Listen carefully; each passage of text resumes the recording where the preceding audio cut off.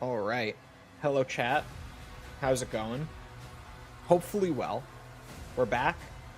We're playing more Doom the Dark Ages, continuing the little rerun slash refresher leading up to Revelations, which actually, interestingly, yesterday, I believe, I didn't read a whole lot of it, but I saw that Hugo Martin, who's the director on this game, Doom Eternal, I think he was creative lead, but not director on Doom 2016, if I recall correctly. I think that's the case. I think that's right. But Hugo Martin, director of Dark Ages, most importantly, said in an interview or a stream or something yesterday that he genuinely thinks the Revelations DLC is like the best piece of Doom content that they have made just in the last 10 years, which is a bold statement. And he even was like, it's not like a marketing thing. I'm not just saying that to get more sales. Like, this is the proudest I've been of anything we've done in the last decade. So I'm now even more interested. Anyway, using the sacred energy of the ancestral forge, Thera looks to assist the Slayer. Hello, Azrael. Oh, I'm just in it. Okay. I think I'm ready. The mine is open. I think I'm ready. Got ammo for everything, it would seem.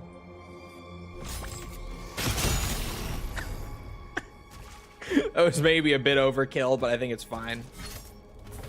Secret key already?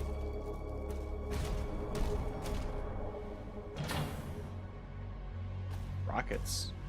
I heard from leaks that Revelations is so big it could have been its own game. I don't even think that was a leak. I think that was also something he said.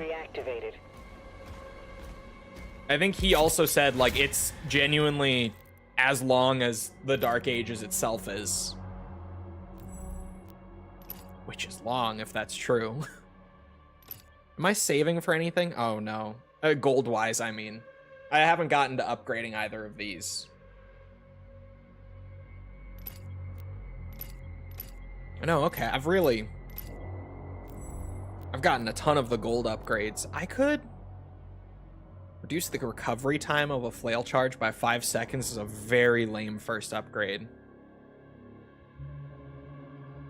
Demons hit by the flail are scorched and drop armor. How much do I need to spend for that? I can afford it? Okay. It's flail time. I'm moving on. It's happening. Just for that. My melee also replenishes armor. Flail strikes deal additional damage to shields and armor. These strikes also generate armor shards. That will probably be the next thing I get then. Is this one of them? Oh yeah.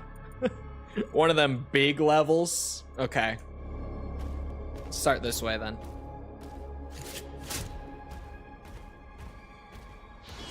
I see you bitches.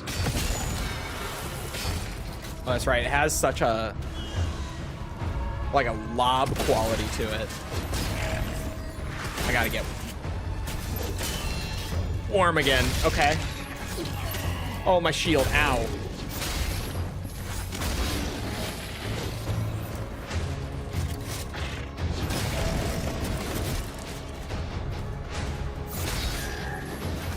It does work on... I'm trying to get myself back into it. It does work on fodder demons. Ow. I guess that's on me for seeing him and then forgetting he was there. I'm still kind of sad that this came out last year. People talked about it for a week and then completely forgot it existed. Me too, because I really like the Dark Ages. Like, a lot. Definitely more than most people did.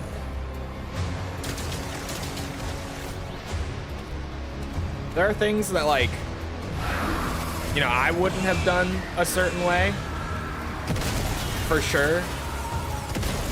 Like, I get what they were going for with the weapon design, but I think Eternal and 2016 had a bit more intrigue with the weapons and stuff. Like, everything had a very specific role. Like, everything felt specialized in a way, whereas the Dark Ages, like, a lot of the weapons do the same thing but slightly differently from one another and, like, cover the same bases. So it's more like a preference thing in the Dark Ages. It's more like the weapons that you enjoy using rather than the weapon that is the best choice for the situation you're in. But I was gonna say maybe that's me, you know, me being a bit of a boomer when it comes to FPS, because I do enjoy older FPS stuff mostly. But we're talking about Doom. This is a boomer FPS that happens to have been revitalized a few years ago. Holy music kick in. Okay. That hit me right in the fucking face. That is nice.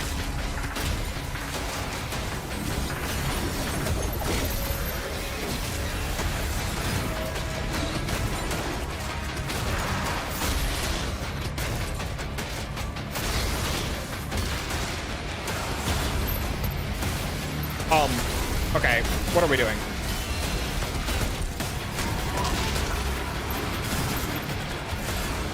Did we just spawn everything everywhere around me? Are we just trolling? The fuck was that? Okay.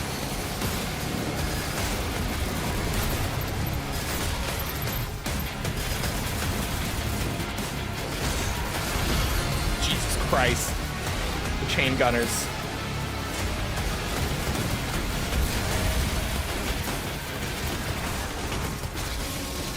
Get some armor back.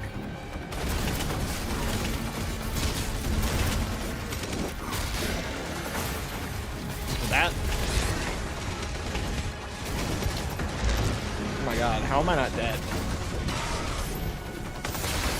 I'll take it. I should be dead. Absolutely. This game feels like it has like a very generous grace system that kicks in when you're near death, even on Nightmare, where it'll be like, okay, as long as you don't get hit while you're at like 5 HP or lower, you're not gonna die. I don't know if it's just me being crazy, but it feels that way for sure.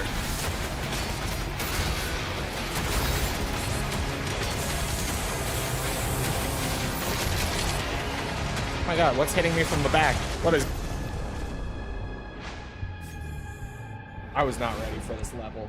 I was absolutely not ready.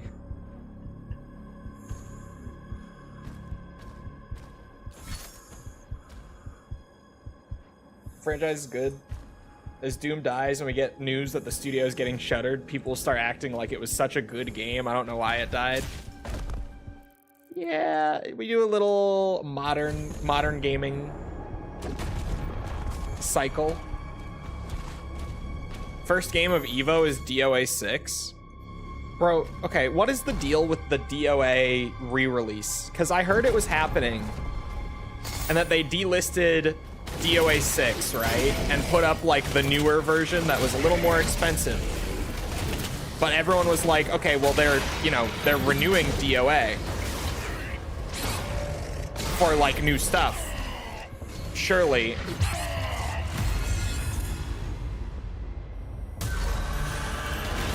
But then apparently, like now the new DOA 6 is out and nothing is different at all. And so people are thinking like they're probably maybe going to add stuff to DOA 6 in the newer release, but for some reason they released a more expensive version and delisted the old one with absolutely nothing changed in the new one. from what I'm hearing. Yeah, it's like VF5 had Revo, but Revo, like, changed stuff. Like, it had a whole new balance patch and everything with it, right? Apparently, DOA 6 still has, like, 2 more switches left.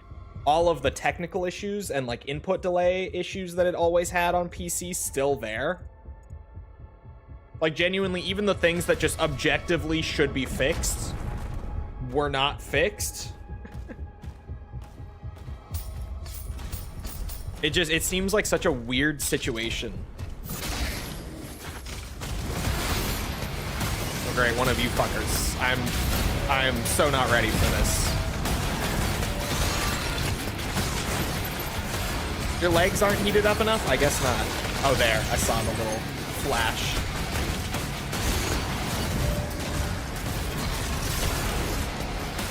Oh my.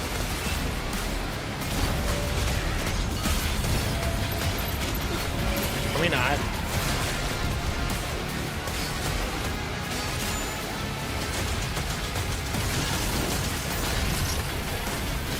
Oh, that was so early.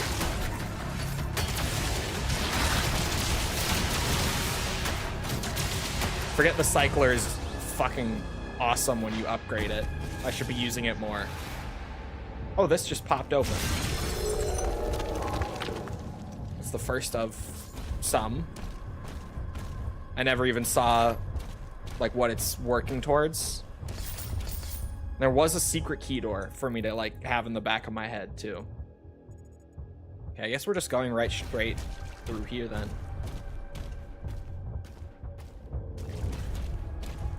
They added the DLC that got delisted in the original, and they added photo mode. Oh, they did add photo mode? That much I didn't even hear. Photo mode in a fighting game, call me crazy, is a whole lot of, you know, nothing burger. But it is something different, at least. I was under the impression it was literally nothing different in the new release. Oh, and I fell off a ledge. Let me just climb back up.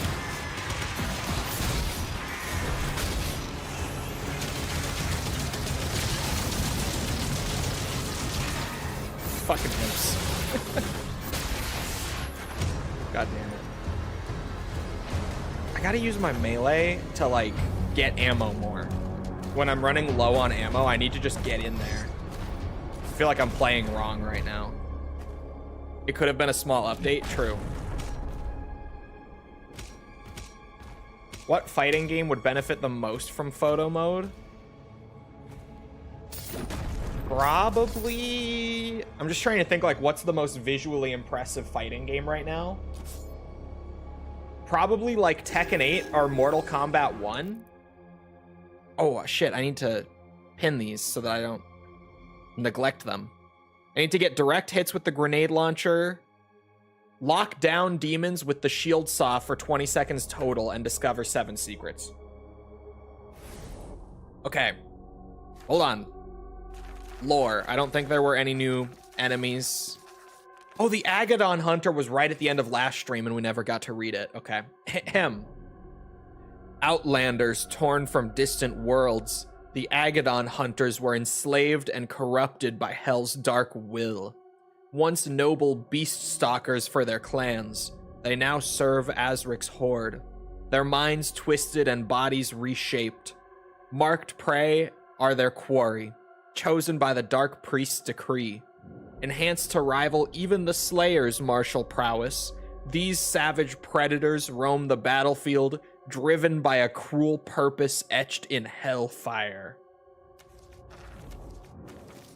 And the Ancestral Forge. In ancient times, 2 titanic ancestrals, Tharok the Mighty and Elegus the Wise, clashed in a battle of unimaginable ferocity. I did say that right. The earth trembled as Tharok struck down Elegus with a colossal blade, its impact forming the mountain range that now cradles Titan's Forge. Within the remains of the fallen draconic ancestral, the Sentinels have wrought a forge of legend. Here, they mine the ancestral's remains and extract the ancient blood, distilling it into arcane fuel.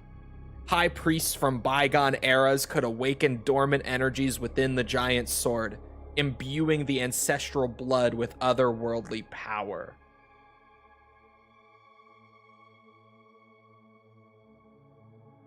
MK1 would definitely benefit from photo mode, especially if we could use it during fatalities and stuff. Yeah, I was just trying to think, like, what are the best looking fighting games? And it's probably Tekken 8 or MK1. Like, at least just, like I said, like, most visually impressive, not even, like, you know, some fighting games have crazy art styles, but, like, their graphics aren't that great. I'm purely thinking graphics on that one. I guess it would just be MK1, but MK1 has that pet peeve of mine with a lot of modern games that, like, a lot of them do look good, but they're held back by, having, like, a ton of visual noise and, like, blurriness from all the extra post-processing stuff that's going on. Oh, do I not get there from here? It looks like I might have to jump. I don't know. I thought I would climb up to here. But yeah, no, that's not happening. VF6 should have one. VF6 would be a good one. Especially with, like, how precise all the hitboxes and stuff are in VF. And that game looking as good as it does. All right, we're just going for it. Two birds with one stone, right? I almost died for it, but progress on both. Did I just get imped in the ass to death? I did. That sucks.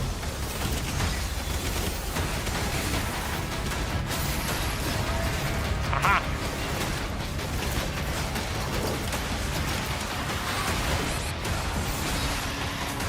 I was so not ready for this. I think we hit that point where things really start to, like, the training wheels come off. I think we're at that point.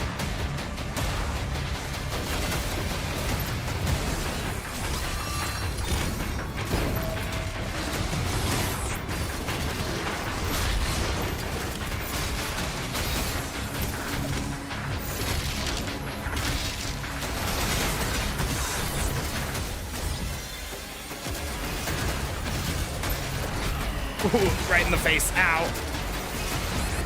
Okay, put that away. I'm gonna kill myself with it.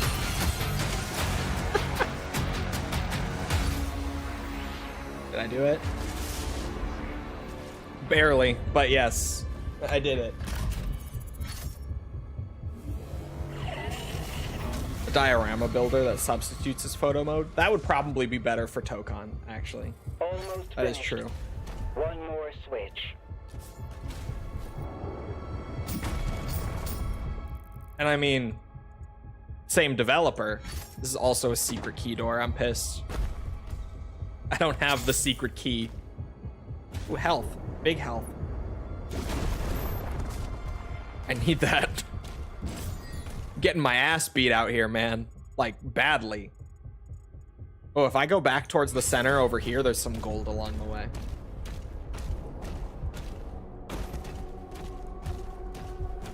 Alright, grenade launcher challenge is done. I now just have to, like, actually remember to stun things with my shield, which is probably something I need to remember more in general. Beyond even just this challenge.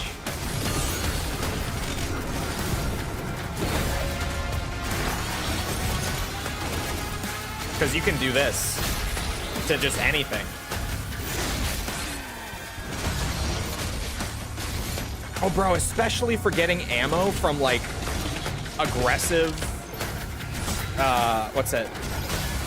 Like, up close enemies. I need to be using it for that. It really feels like it all just clicked right there. It's almost like they intentionally make these challenges to get you to try things that you otherwise wouldn't see the value in them. You know, maybe just a theory. I'm spitballing.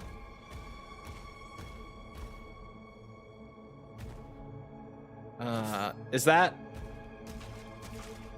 Did I get 2 of them? I only remember finding 1. Payday 3 did so bad, they don't even want to invest in it anymore. Hold on, let me look at the player count difference, because I saw that, and I was curious, but I forgot to look. I know Payday 3, I think, averages like 1,000 players a day. Yeah. Yeah. Payday 3 typically hits a daily peak of about 1,000 players, like right on the mark. I shit you not. Payday 2 averages a daily peak of 33,000. Still. So to put it into perspective, as to why Payday 2 is getting a little update right now, why Payday 2 still gets the occasional new content or upgrade, that's why. Because it is literally 30 times more successful even now than Payday 3. And like, Payday 3, I've heard has gotten a lot better. I haven't gone back to check it out. Like, since pretty soon after it came out, I really haven't gone back. But I never hated Payday 3. I just never loved it the way that I loved 2. Like, I think Payday 3 was still super fun. It didn't have a whole lot of content, and I thought some of the gameplay decisions were not exactly what I would have done.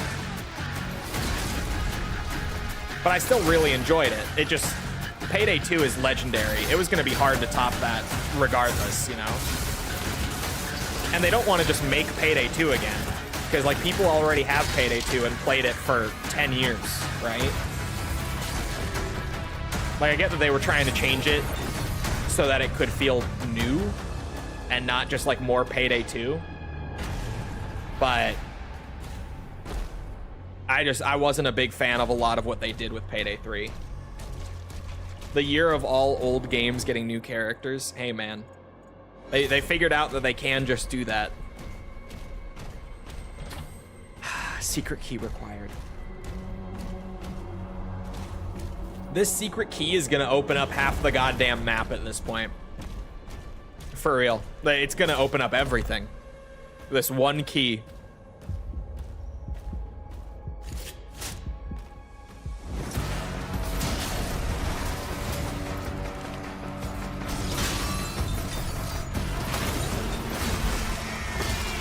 Nice combo.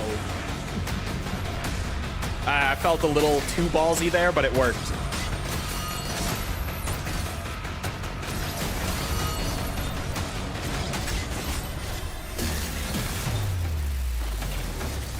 Oops, I did not mean to hit that. That was a misinput.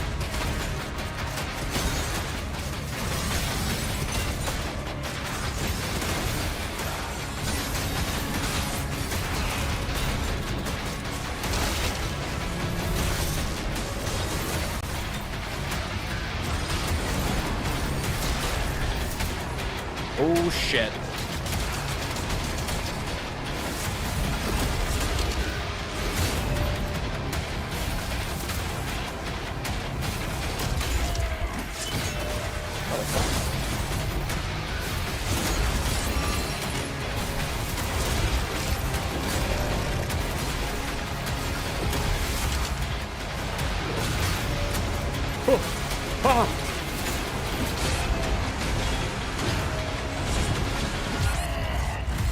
I tried. Fuck.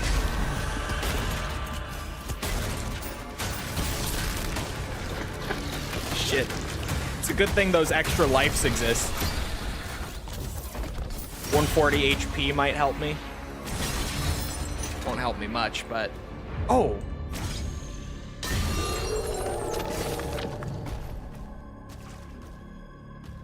Oh, okay, okay. I am still missing one. Earlier, I was confused by that. Got it. DOA 7 better be good. I've never been huge on DOA either, but DOA has such a good, like... pure fun factor to it. DOA has some crazy shit, but DOA 6 was missing a lot of that. Like, that was part of why a lot of people didn't really vibe with 6. They just didn't really do much of that in 6. Because DOA has always had the crazy shit, like Izuna dropping someone off of a fucking skyscraper, right? And 6 just kind of didn't have much of that.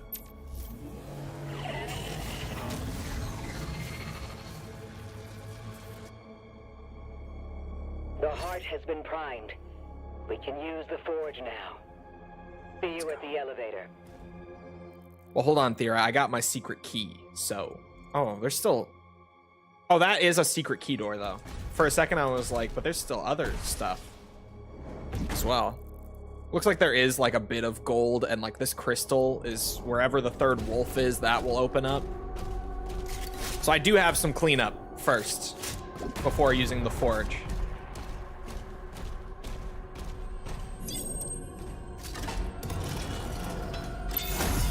Oh, I thought this was like 2 sides of one secret. Those are 2 separate secrets. That's the last wolf statue in there. Hold on.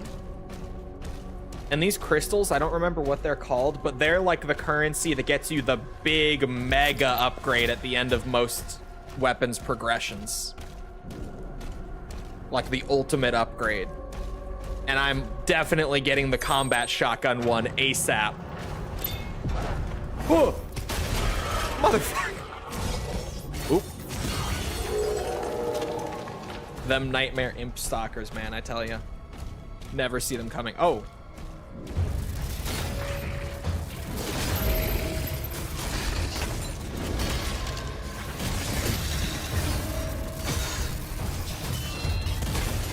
Okay. Well, that was just me being dumb. Oh, right. The entire purpose of that kind of projectile is to block your shield. I forget so easily. Loyal Cholsters. Yeah. Yeah, the additional armor damage on the flail. Good. And then what's this gonna be? Slash cost. Oh, rubies.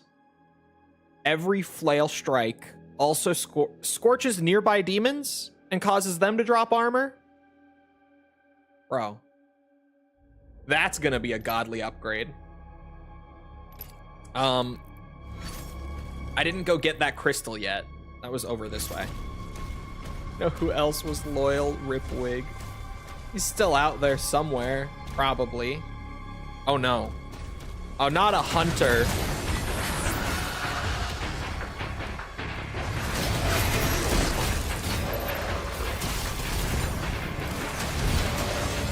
Christ.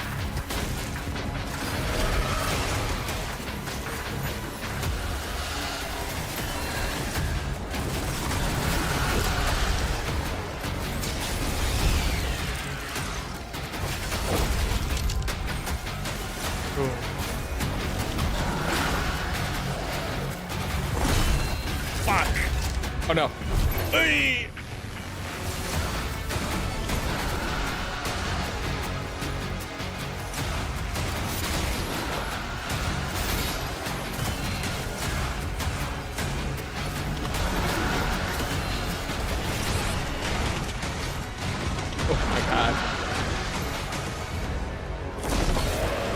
He is like this game's Marauder. He has a very specific rhythm that you have to learn or he fucks you up. And if you don't get the parry timings, he just breaks your shield. And with that shield broken, with him coming in close constantly, you're gonna get fucked up.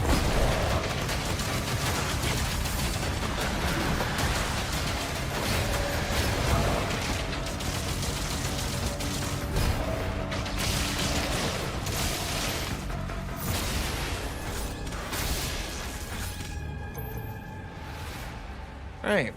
Well, I'm out of all those little extra lives, chat, so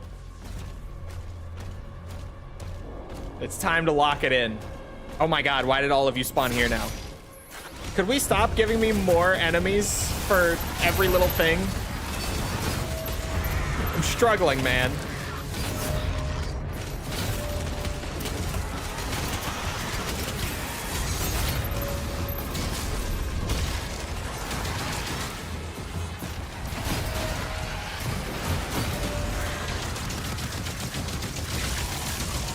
I do really like the cycler.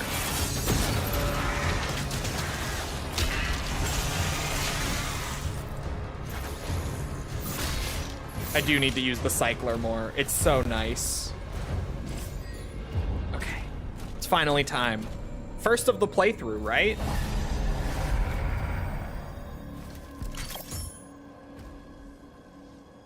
Wraithstone is what they're called. All right. Don't talk to disloyal Cholsters.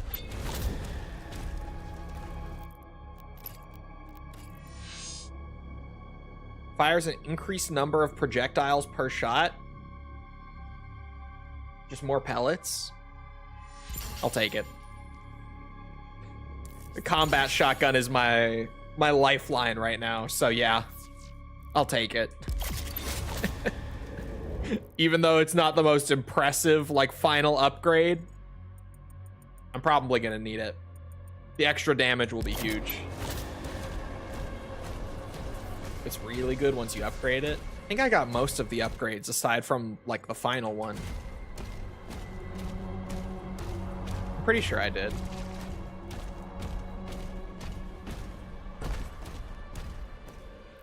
Right, this one was weird. You have to, like, go all the way up there. That's right.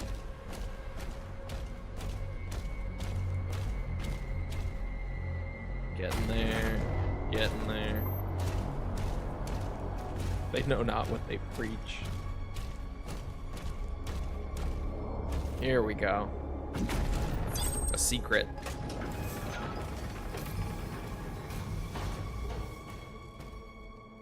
Oh. Is there nothing right there? Okay. Oh.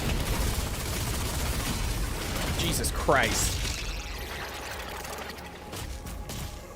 Escape one Chipotle ad, get hit with another. At least I can do that to them now. It's Evo season. Hey, man. If you watch Evo, you better be watching it with a nice bag of Chipotle. I actually don't like Chipotle anymore. Like, it's not that the food is bad. Well, I guess it kind of is in a way. It's not that the food is, like, offensive to my taste buds, because it's not.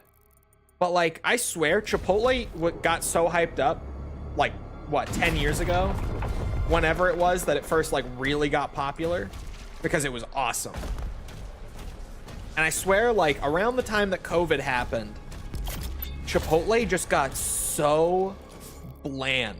Like, genuinely, just, I have not eaten anything from Chipotle in years that has any flavor to it. It's crazy. It just tastes like nothing. And, like, the portion size is good, but it legitimately tastes like nothing. Like, you get a burrito, that shit is 95% rice.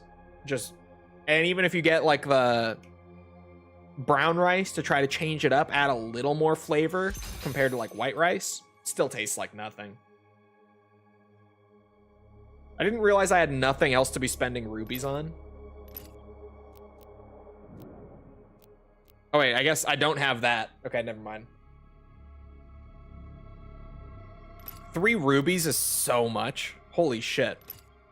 Is there anything else that I was trying to get rubies pulled together for? I gotta upgrade these. Especially the chain shot. I need up. Yeah, this one I remember being like the upgrade that makes this thing pretty much come online and become useful.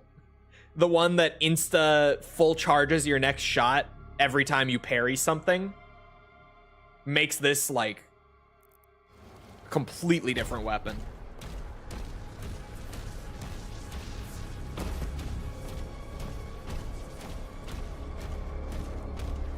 Legit don't know what you mean. They're saying because they were the only two chatting for like the first 15-20 minutes. They were saying they're the only loyal ones. The only loyal ones left. There's really not a whole lot left. There's like one collectible, one major upgrade. That's it. 2 secrets, though. The collectible's gotta be its own secret. Point of no return, double check. All looks good to me. The cholesterols. Chat voted on their own name. Like, I let them choose their own, like, collective name a long time ago. And they all decided on Chooligans. But then no one ever used it after they collectively decided on it. They used it for like a week and then kind of forgot about it.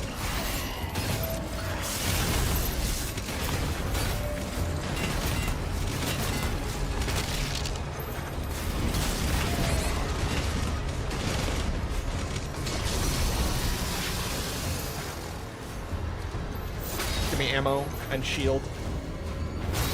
Chooligans was 10 years ago. Chooligans was like a year or 2 ago.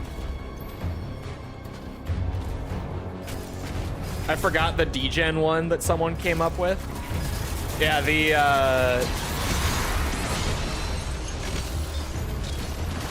chatter who predated Raiden's wig, who definitely was not Raiden's wig at all. Totally not. Wink wonk.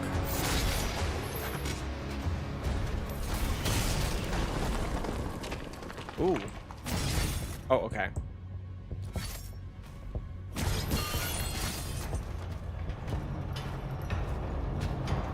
Rip wig, rip wig.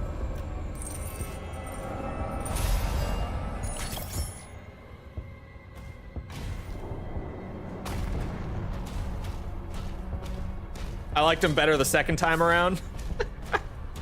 Yeah, this is like...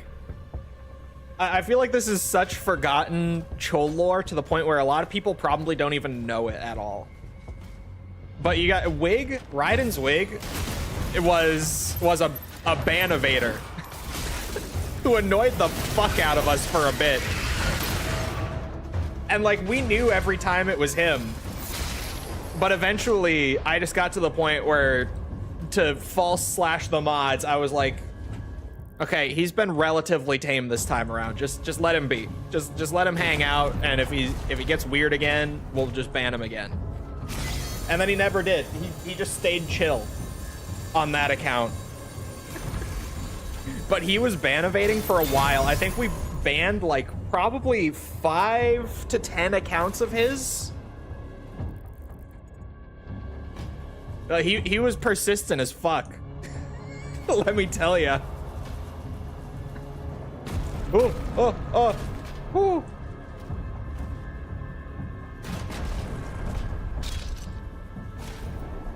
Jesus, he was very persistent. You gotta give it to him. He did not give up. Pour one out for wig.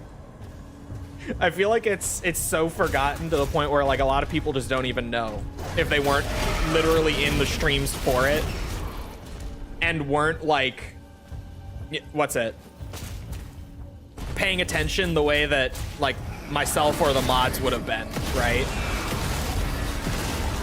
Like a lot of people who were in those streams probably just didn't even really notice.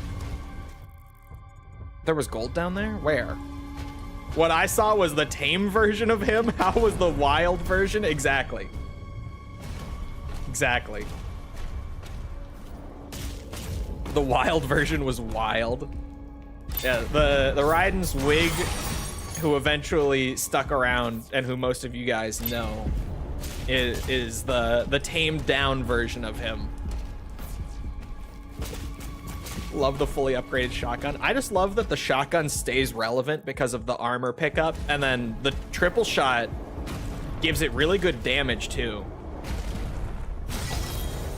Like, I don't have my super shotgun maxed out, but honestly, it feels like the super shotgun just is not as useful in this game. Which is weird, because like the super shotgun is amazing in this game. It can like pretty much one-shot a bunch of enemies. It can like insta-break almost all the armor that's not on like buffed enemies. It feels, looks, and sounds like that. But weirdly, I struggle to find much reason to pull out the super shotgun a lot of the time playing this game. I tend to just use the combat shotgun. There's the lore.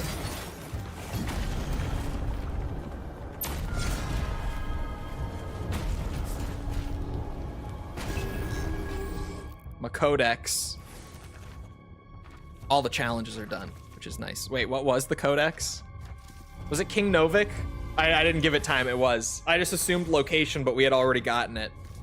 Ahem.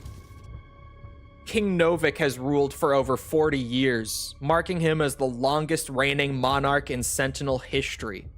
Known as a valorous and boastful warrior in his youth, Novik's demeanor grew severe and distant after the death of his wife. Their daughter Thera remains by his side as the presumed heir to the Sentinel throne. Now commanding the defenses of Argent D'Nur in their war against Hell, Novik continues to serve both his people and the maker gods they worship. It was Deep Chultz, yes.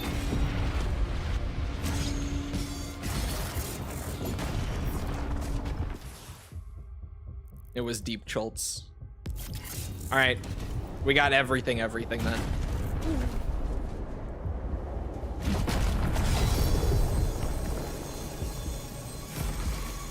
So Novik got nerfed after his wife died? Yes. Which would make him False's favorite character. If you've ever spent much time in a False stream, you may have noticed any fictional character who falls into the category of wife guy is always immediately her favorite. It's a trope that works on her every single time, without fail. If there is a wife guy, that's the favorite. Like, if we ever do watch Dragon Ball, Vegeta will be her favorite. There's no way around it. He will be. There's no avoiding it. Thought you was gonna say widow? No. No. Wife guy, like in any flavor. It could be like that, like someone who lost their wife and it like fucked them up. But it could even just be like any flavor of guy who just really, really obviously loves his wife is her favorite. Every time.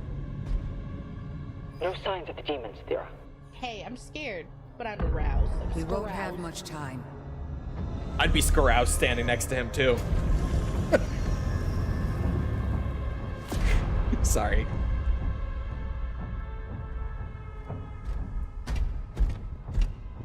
But I mean, The ancestrals never really die. The heart endures. We harvest the energy.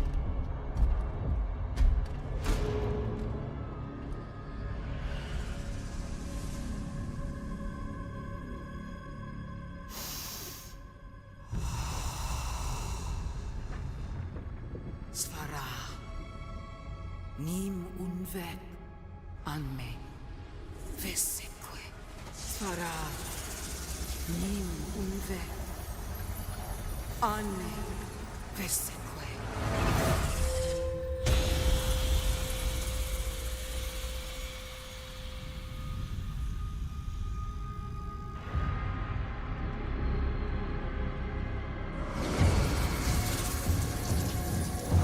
I didn't realize that thing worked as a camera too.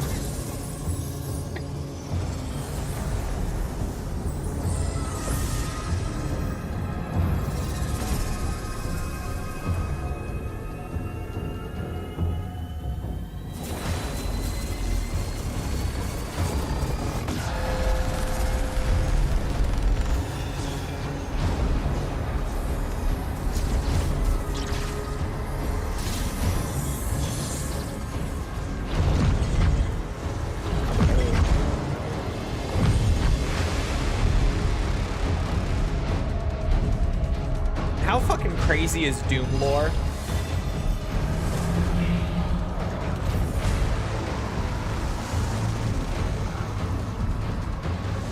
Just like, oh yeah, we built a forge inside of a dead Titan so that we could like feed energy into the heart to get it beating and produce just a bit of Titan blood to infuse into weapons.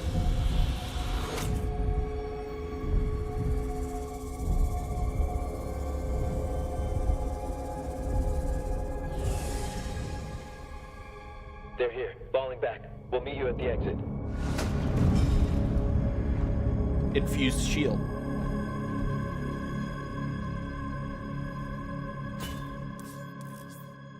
Shield runes. I forgot that this whole system hadn't even opened up yet. Oh my god, okay. Parrying Hell Surge projectiles will now activate the power of a shield rune. You have been granted the power of the Ground Fisher. The Ground Fisher creates a linear... I can read. A linear, damaging ground attack that will also interrupt enemies. Shield runes. And they have their own upgrade trees and everything.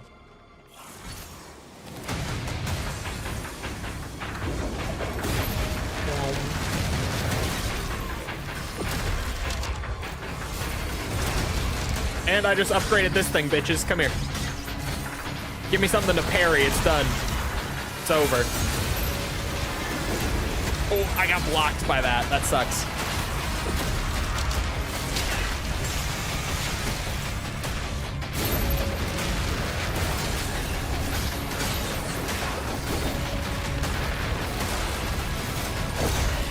That hit me. Ow.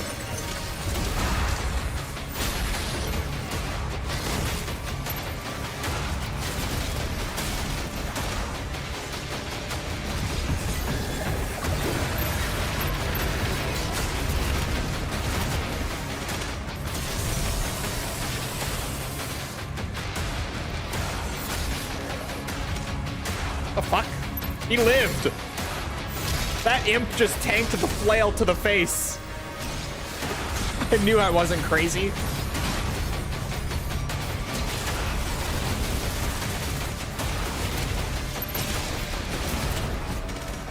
Oops. I don't have the shield thing ready.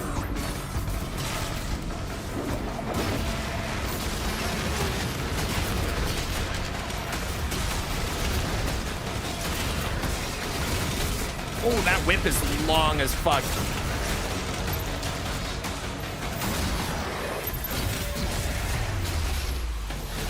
I'm a little lost in the chaos right now. It's happening.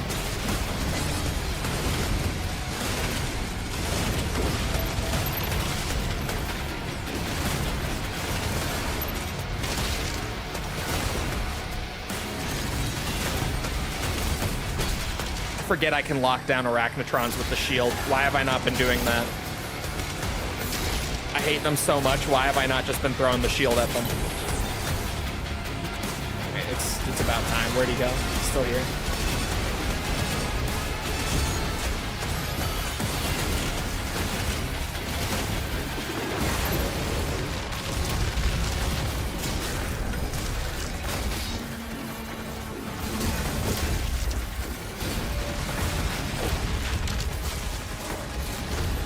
Damn it. Just trying to bait it.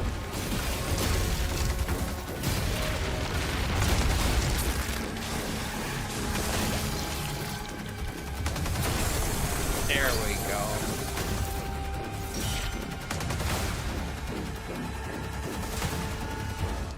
I genuinely believe the Doomslayer is the most powerful being in all of fiction. I don't know if he beats Goku. I don't think he beats Goku yet. But if they just keep writing more Doom lore, like as time goes on, he'll get there. He'll get to that point.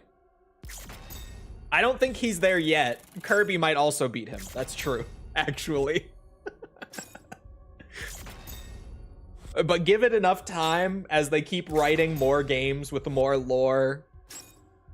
He'll probably get there. The way we've been going for these last 10 years or so. It really is crazy how much of a sudden 180 the power scaling of the Doom guy was, right?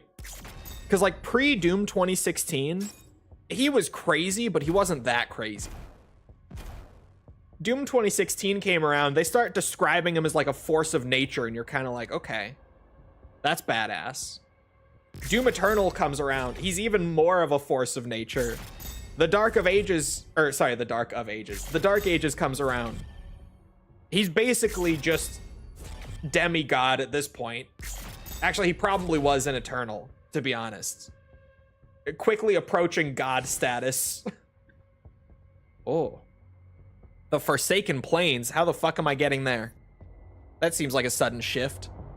The Slayer is sent on a one-man mission into Hell where previous Sentinel attacks have failed, targeting a demonic fortress. First Hell level. 10 missions in. Hell!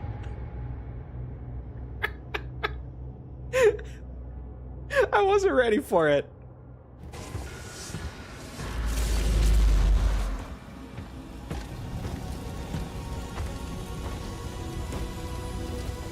My God. I can help you target her location. And the Slayers, using the tether. Yes, that will be most useful.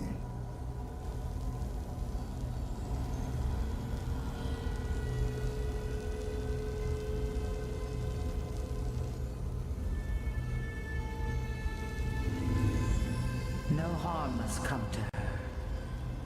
She is the heart of Argent.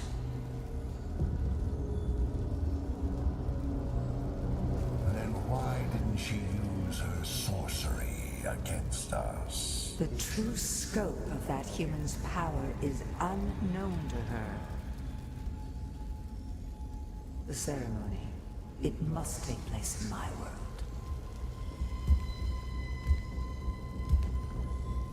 What do you mean, first difficulty spike? Of course. The heart is found. Now give to me what is owed. Return our God to us. Close the gate.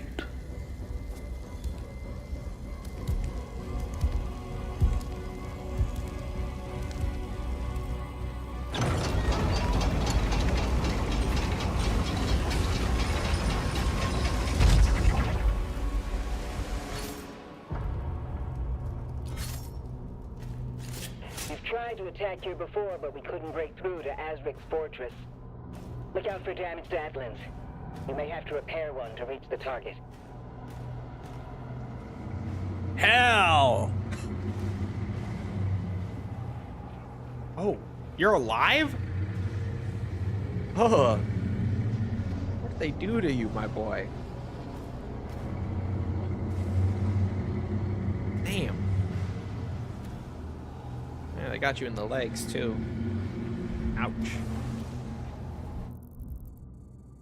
Holy. The big levels, I think, are just a thing from this point on. Nice missed shot.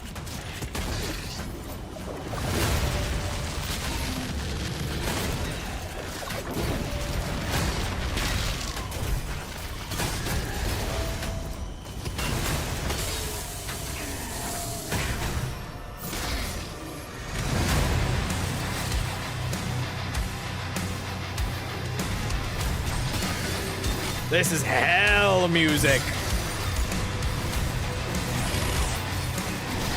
Can't you hear it? We're in hell.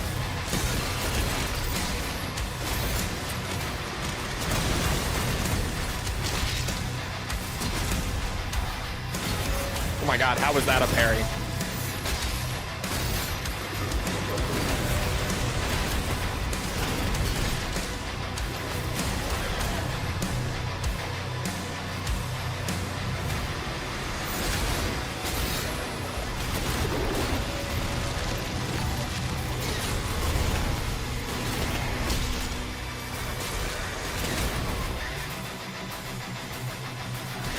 Thank you for the follow on Twitch. Man. Crazy that I used.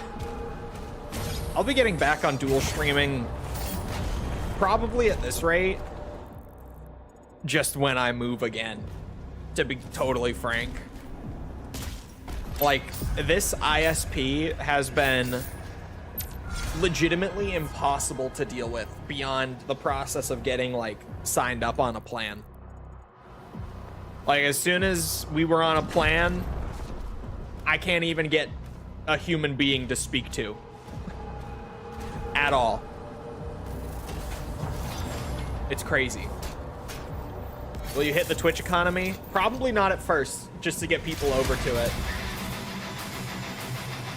You give me the rocket launcher and you kick in the riff? Hold on.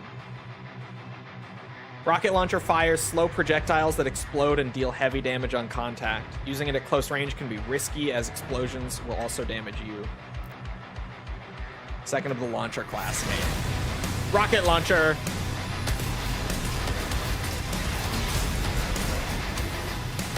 Shit. Is that self-damage? That was. Damn. I'm not missing anything here, am I? Looks like a no.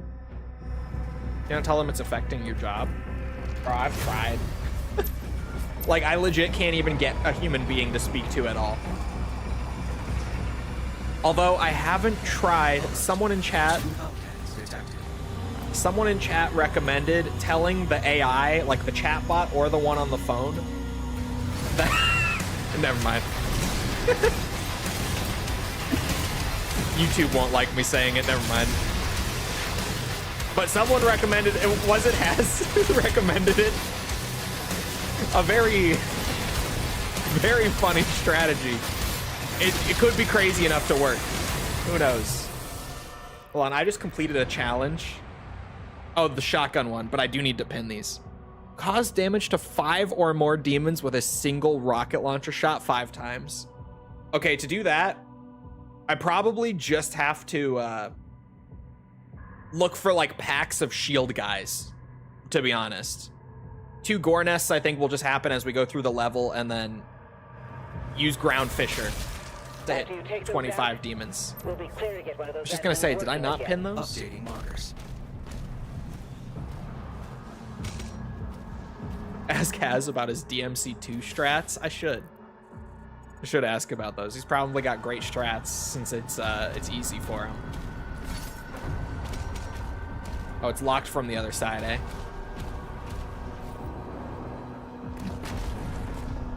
Well, objective marker says go that way. I guess it's one of those, I could go in any order. I may as well just go with it. Why not? Wait, can I get in right there? Skip to DMC3, that's my strat. That sounds like a bit of a change up from what I was hearing before. Am I crazy? How the fuck? Where do you want me to climb over this guy? Hello? Do you not want me to climb over this guy? It looked like it. No, probably not. You probably go in from that way. Wait. Although it does show something here. Quitting YouTube streaming? No. No. YouTube does better for Twitch than, or does better than Twitch for me. That's what I was trying to say. How many is 4 zombies and an imp stalker? Let's go. Let's go.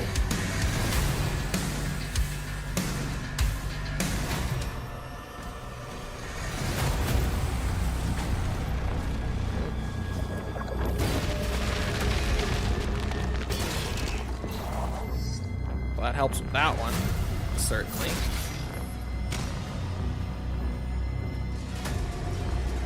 You're not streaming on Twitch now? No. No, I've been only streaming on YouTube for like the last month because of the ISP stuff that I just can't seem to get worked out. Is that open from the other side? Remember when I said I was gonna go with the objective marker? Got drawn down this way instead.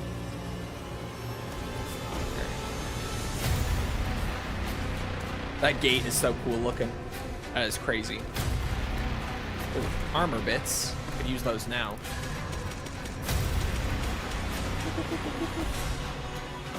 That Twitch follow was someone on a VOD. No, probably someone who, what's it? Went to the link to Twitch either through the description of this or maybe just on my channel page. if it's someone who like watched a video or something.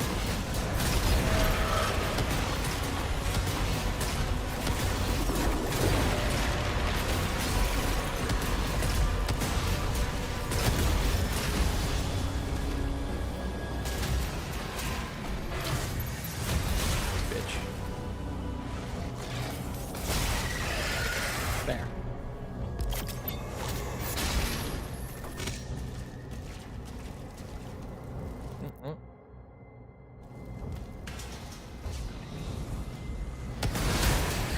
Ow!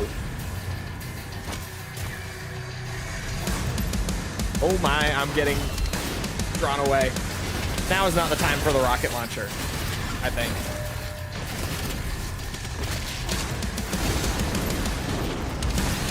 Nice projectiles.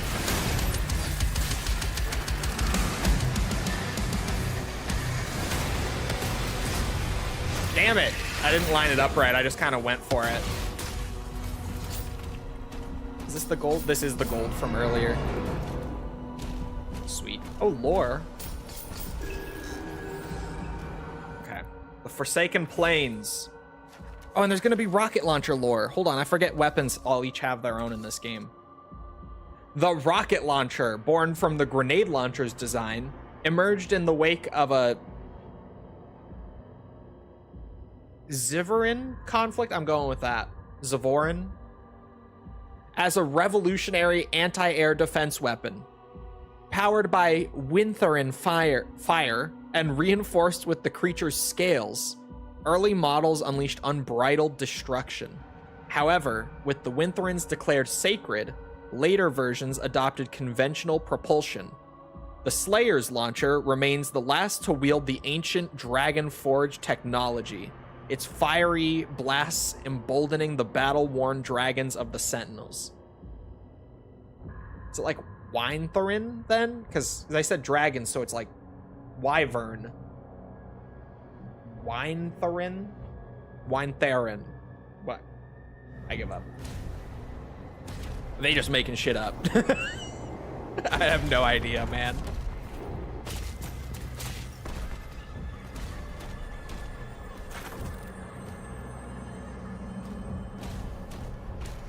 Chat without a stream on. Yeah, Twitch just has like chat enabled for your channel, whereas YouTube creates a live chat for each individual stream.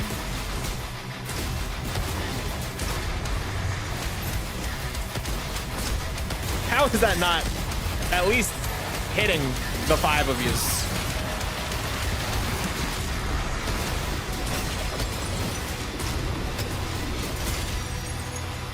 Oh, wait. Oh my god, I'm gonna die for this. Because I'm trying to, like, wrap my head around it. It's a rocket launcher. Drop the rocket behind them instead of, like, straight into them. I figured it would count hitting the shields, but clearly not.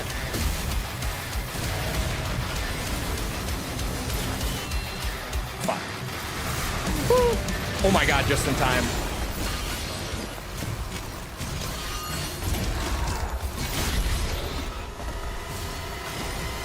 Oops.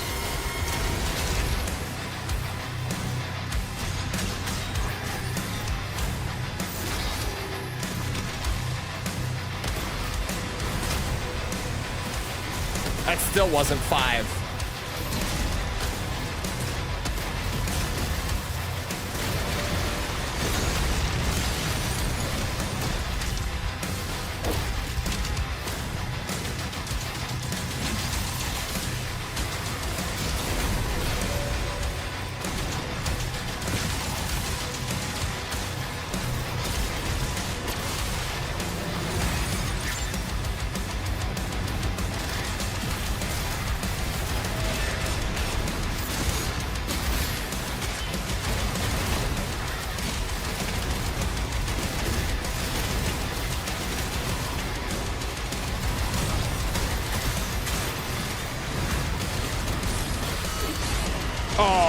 I thought I could parry in time. Shit. I may have gotten a bit too aggressive.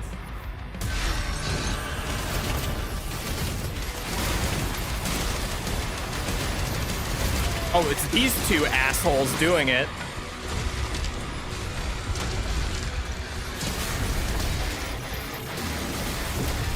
That should solve my problems, actually.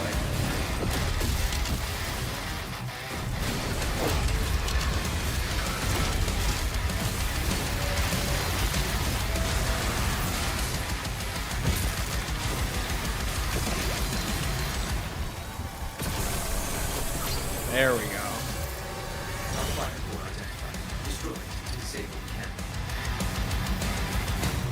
Sorry. Do you have any health regen? Not like inherently, but there's health pickups like throughout the levels, and then killing enemies in certain ways can get them to drop health as well.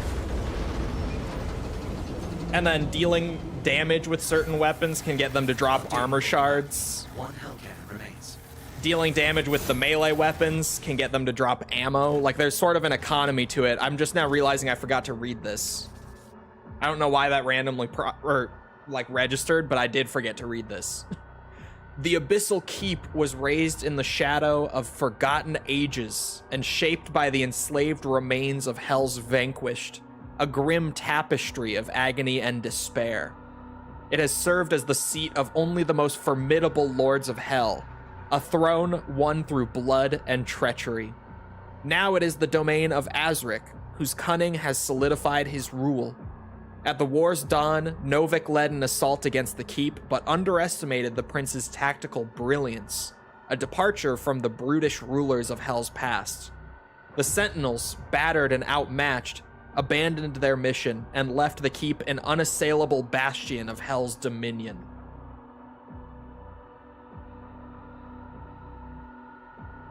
Metal.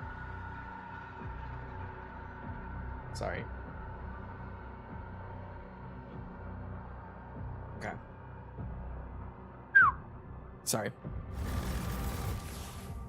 I got a ping from Bandai Namco. And I was just like, oh, what did I do? Okay. I'm good. It was nothing I did.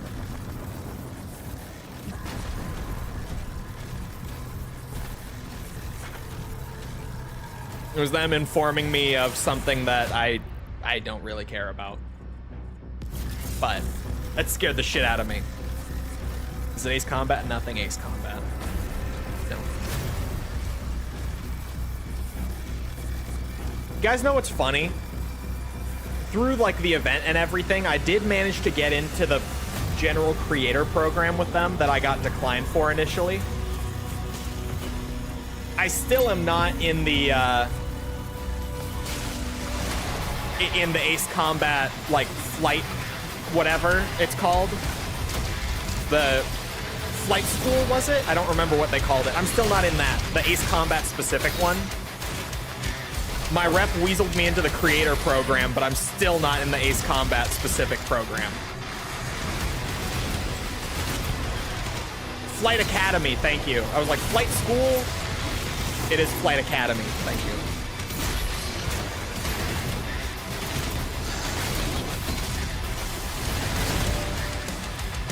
Oh my god, dude.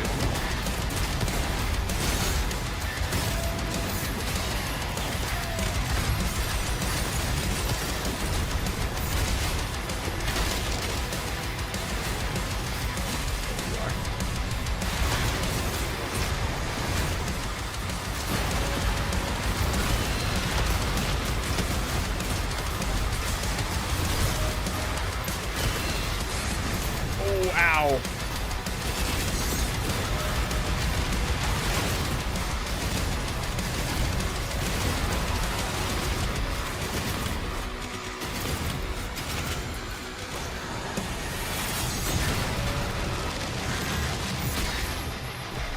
Can you... You cannot shield stun a Revenant.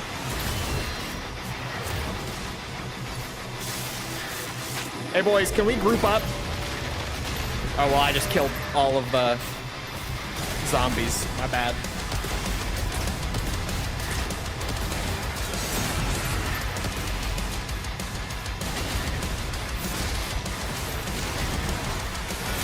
think I am gonna have to like really go out of my way for this rocket challenge.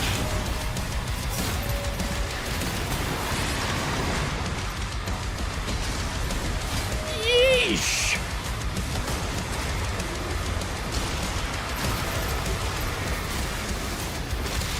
Better.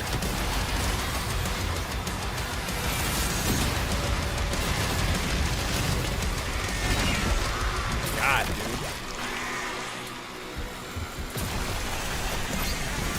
I'll take the max ammo. Oh, holy fuck. That was a really tight space with all of those enemies. I feel like this level is supposed to be a difficulty increase, but I have too many upgrades for it to feel like more difficult than the stuff that came before it, you know? And maybe that's because I am meticulous about getting all the upgrades, but I feel like I've outscaled the difficulty curve somewhat. Particularly with the shotgun. The shotgun is nuts. Very nice. How do I get there? Oh my god, I see how I get there. Can I afford anything?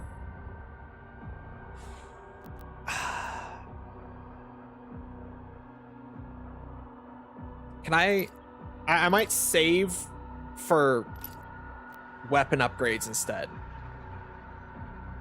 Every third direct hit with the rocket launcher drops cluster grenades? Ooh. That actually, or sorry, not rocket launcher, grenade launcher. So I'd have to do a little more lobbing, but that looks great. That looks really good. Parrying a Hell Surge attack temporarily causes self-damage to heal you. Okay. That's just insane. That's just ridiculous. I will gladly use it when I get the gold for it. I would also like that grenade launcher. The cluster bombs seem fun. I didn't look ahead, but we're getting everything anyway. How's that investigation on the one channel going? I don't know. It's kind of all his thing now. Like, I'm not really a part of it anymore. My job is done, you know?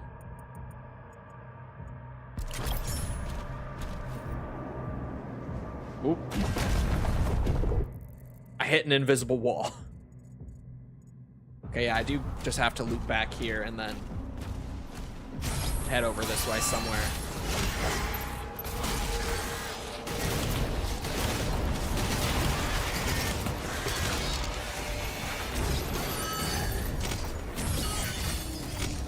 The combat shotgun with the damage buff and the triple shot and the incendiary rounds is feeling crazy. It is just such a workhorse weapon at this point. Such a use this for all enemies weapon. Aha! 5! Oh my god, I'm...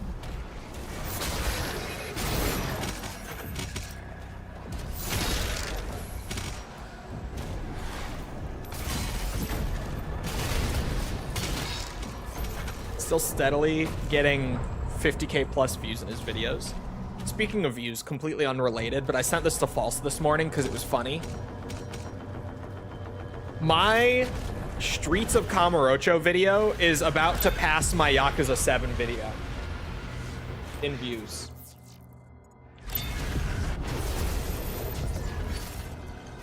It's very close between the two of them currently, and it's about to pass it.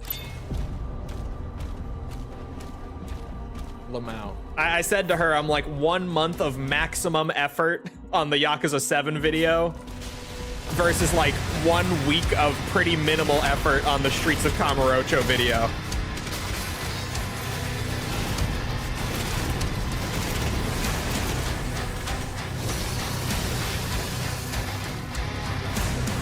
What if I don't want to go that way? What if I want to go this way? Music stops. Wonderful. So there's clearly a secret here. I hate that mine thing that they do. There. Might be your most controversial video. I mean, it really hasn't been. Like, there are things that some people disagree with in it, for sure, but no more than like an average video of mine. I would say, at least as far as people who actually watched it, it's been one of my more well-received videos, if anything.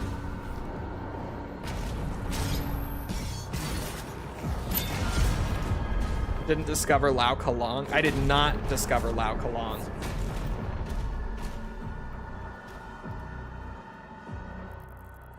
Still the most controversial? I don't think it is. I mean, I think it's number 2. I think my MGS3 video is still my most.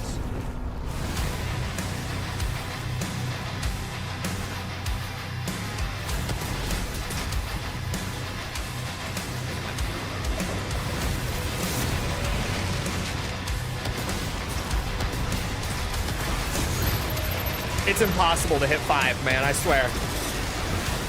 The radius is just not built for it.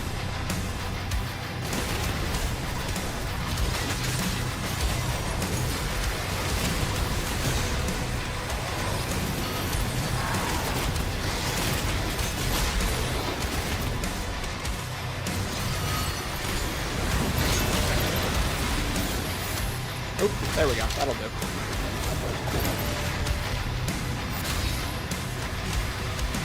Where's the cyber demon? Oh my god. Oh, there he is. Oh, he's a leader.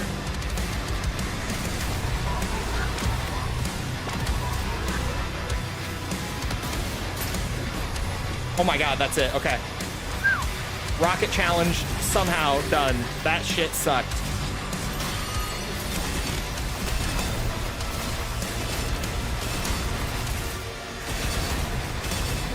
Oh, that's right. This is the... Yeah. I'm sitting here like, bro, I'm getting no damage. Because this is the kind where you have to go kill everything else before you can actually damage them.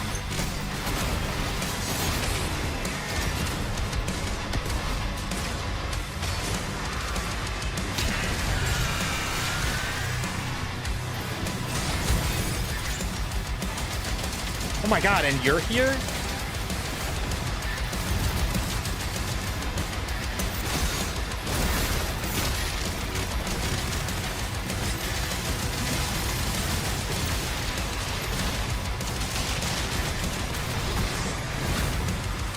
I don't have a melee charge. There. I would normally flail to overheat the shield, but I couldn't.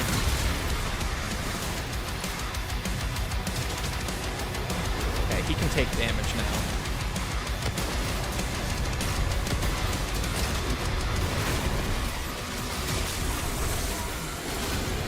Fuck's sake.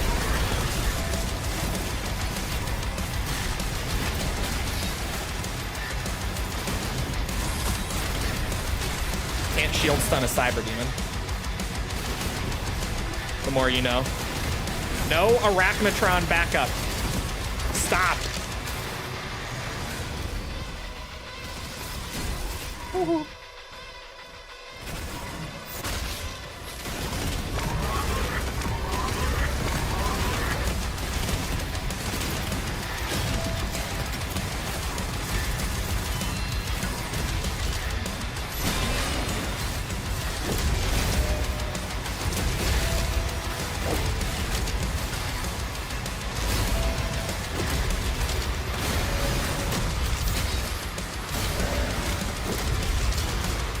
Oh, that was badass.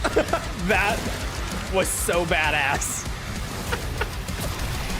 I love the chain shot once it has that upgrade that instantly fully charges it whenever you hit a parry. That makes it so fun to just like do a little melee duel with it. Like parry, boom, right in the face. That shit is great. I love that. I need more upgrades on the chain shot now. I think I was saving the rubies for it, right?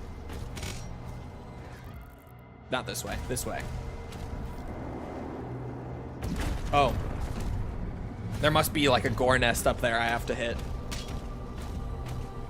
You think Ichiban is a good character to carry Kiryu's legacy, or do you prefer his RGGO personality? I definitely prefer his RGGO personality. I think he's too much of a departure from the franchise's general tone. For me. I think he's too far separated from what Yakuza typically is. And it's weird because, like, in terms of his character's background and everything, he's not. But just his personality in 7, at least. I haven't played Infinite Wealth, but he was way too silly for my taste. I would like him as like a character who could occasionally come back and like get a game, but I wouldn't want him to like actually be a protagonist that we stick with for like another, I don't know, 4 or 5 numbered games. Like, I like him, but I don't like him that much. I like him more, at least currently, being in a position that where like he's kind of similar to Yagami as a character who just has a couple games. But if he does kind of stay the main protagonist going forward beyond Infinite Wealth, which I don't really know if he will or not, I think I will definitely get sick of him if they do that. For sure. How do I get into it? Oh.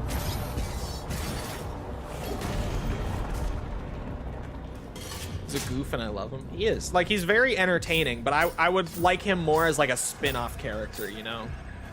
Than like a new main protagonist for the franchise. Stranger Than Heaven ends with Ichiban showing up. I read the script.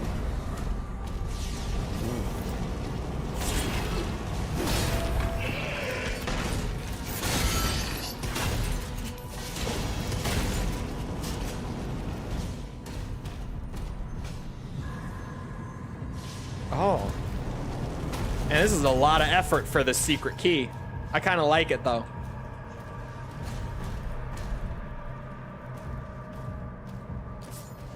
Oh, here, let me get that gold.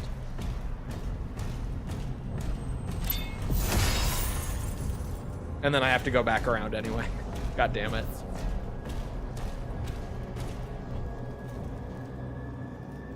Let's go. Oh, it's on.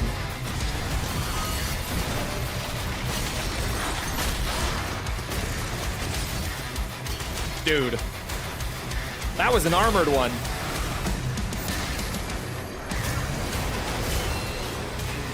Fucking Christ. Okay. Lost all of my armor in that fight, but it's fine. Super Shoddy is great when I have full armor. And like, I'm just going to town, going for max damage. It can be crazy with the flail and everything for armor.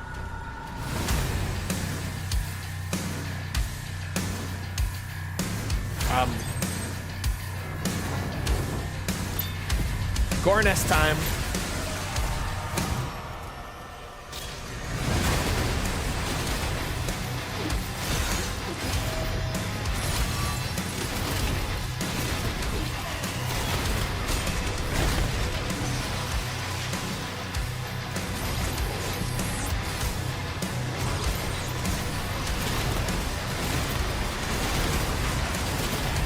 Who's empowering them? Is it gonna be this fucking... Okay, yep, it is. Of course it is. I thought it was an Arachnotron at first, to be fair. But of course it's the chain gunner in the back. Oh. Another? Why? I just killed one.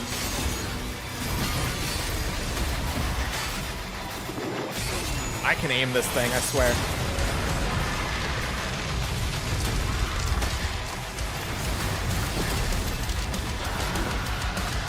This is not a good space for this. What are we doing?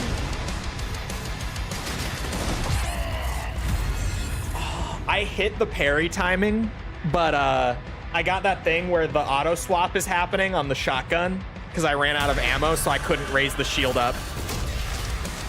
I'm kind of surprised that still never got fixed or like patched out, because I remember that being so annoying when the game came out, and it's still here. Gotta get my ass beat. Ooh, I didn't even see that one coming. I'll be real.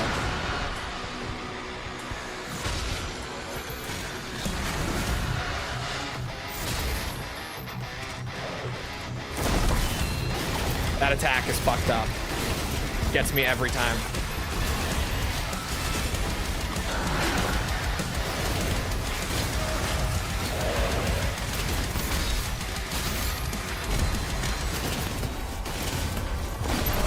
Ah!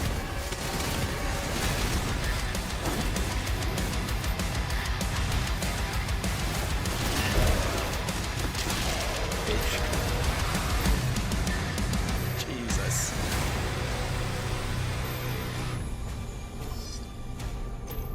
At least they've put plenty of health around. I'll take it. Oh yeah, Ruby as a reward.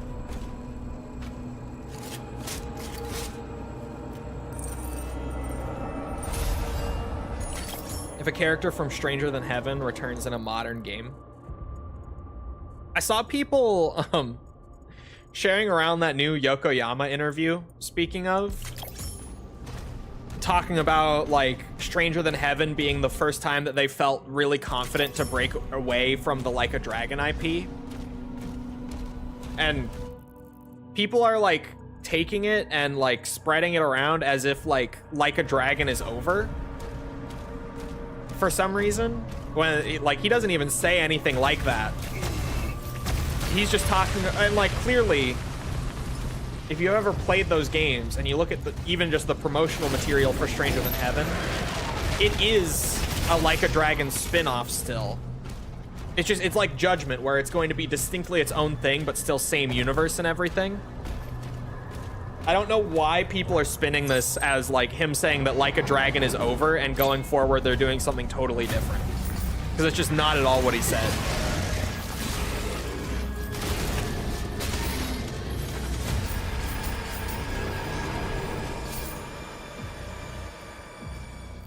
Prince Azric lore. Here we go. You'd think they would put this earlier in the game than like nearly the halfway point. Born in the shadowed pits of hell's blackest citadel, Azric grew not in sinew, but in dread knowledge gleaned from priests, or from dark priests. While the demon kind cowered before the one known as the Doomslayer, the young prince stood before the Elder Council, his voice ringing with ambition. By ancient blood oath, the hordes became his to command. Now Azric consorts with the Witch, a pale sorceress from realms beyond starlight, forging an unholy alliance between their realms.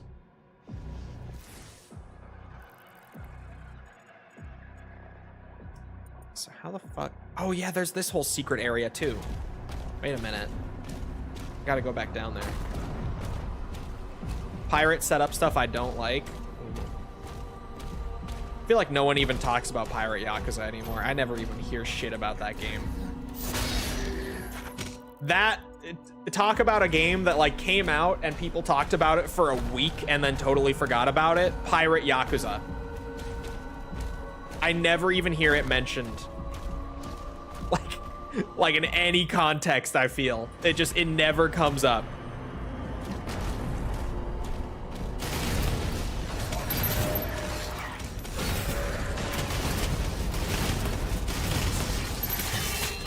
Jesus Christ.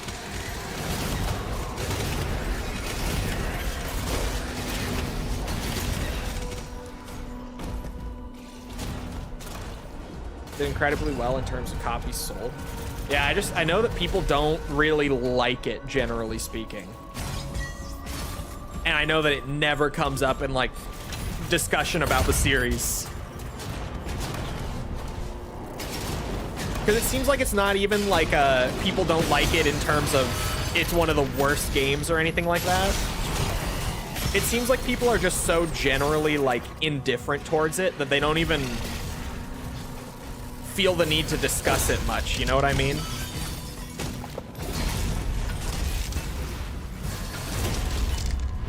It just never comes up.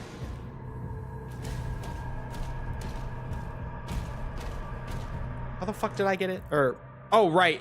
You go around here. I was like, where is the entrance to this little bit? It's so mid, and that's not even a joke. Yeah, it seems like it genuinely is just complete indifference from like the whole community towards that game. Where it's not like, oh yeah, it's awful, it's total shit. It's just like,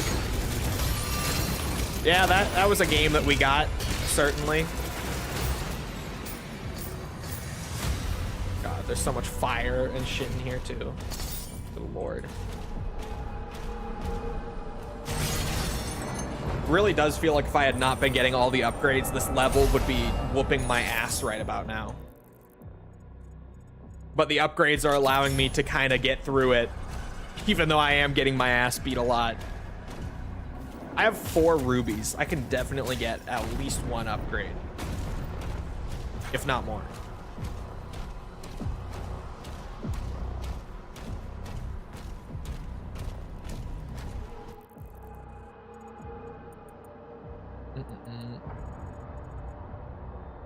Right. There's this bit. I still don't really know how this opens up.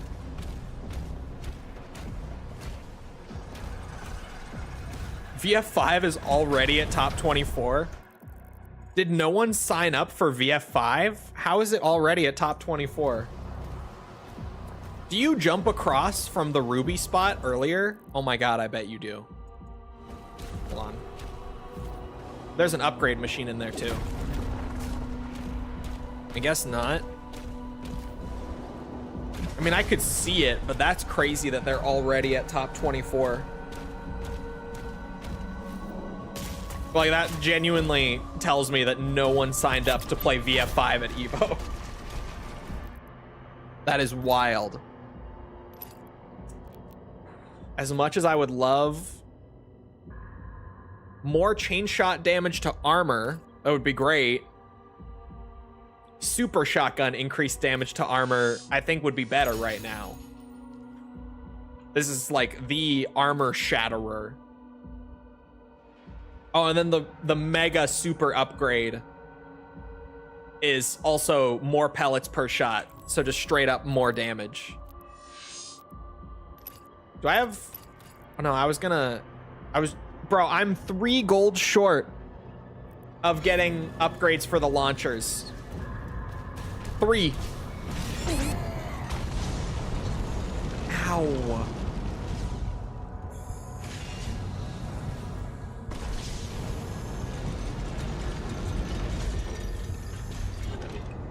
Oop. Way overjumped that. Wait. No, this isn't how you get in there. What the fuck? How do you...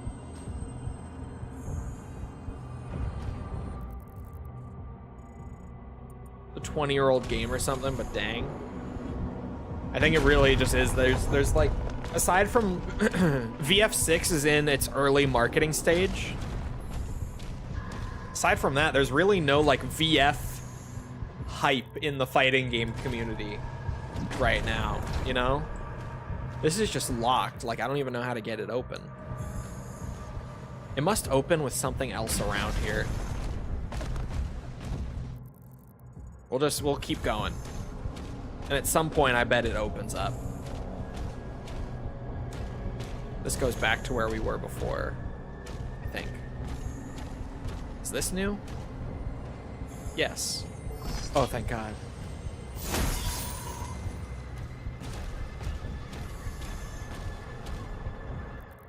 Has always been far behind Tekken in other games. It's true, too. Which is funny, because, like, originally, Tekken came out, I think, between Virtua Fighter 2 and 3. And it was like Namco trying to make their own Virtua Fighter because Virtua Fighter was so big at the time in like arcades and stuff. Because it was like the impressive 3D fighter at the time.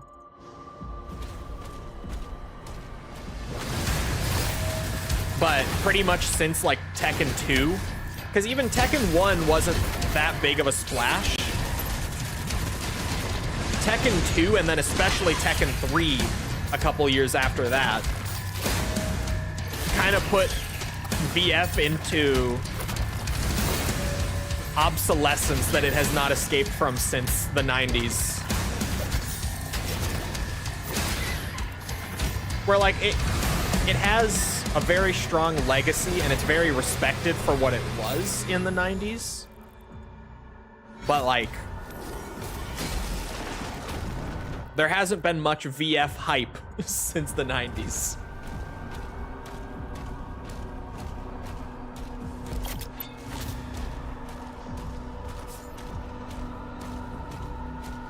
Oh my god. Look at that. This is a battle arena if I've ever seen one. Oh my god, it's a big one too. Okay. Arachnotron's gotta go.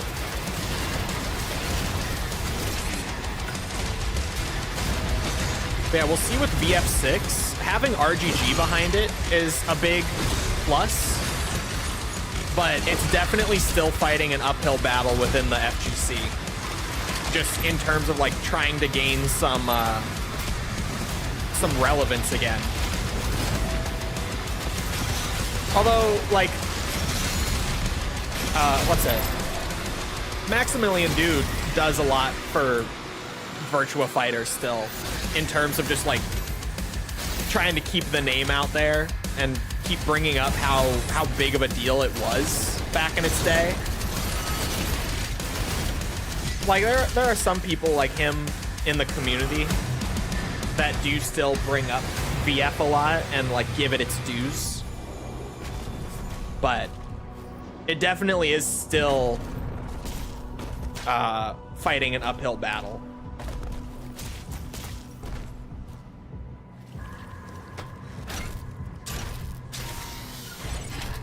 Yoink. Energy level stable at 92%. Good.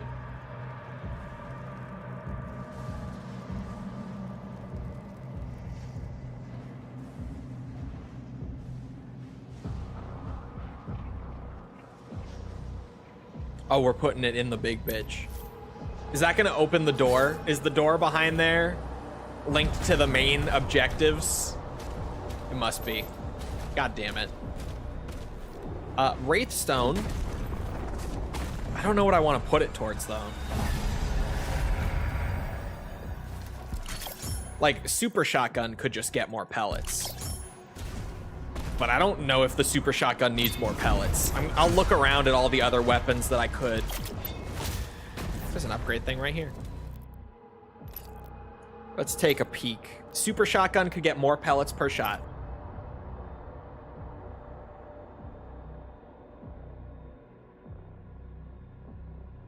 The shredder could get more damage specifically on the detonation / ricochet. I use the detonation.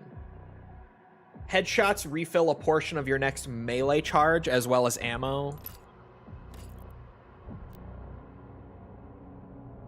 Shooting a demon at maximum charge will supercharge the accelerator. Ooh. Further increases damage dealt by the accelerator and its charge-related effects. I like red accelerator. Killing a shocked demon with the cycler builds charge based on the size of the demon. The cycler deals increased damage. It gives the cycler like a light accelerator property, where this also turns red and deals more damage if you just keep shooting it. Hold on.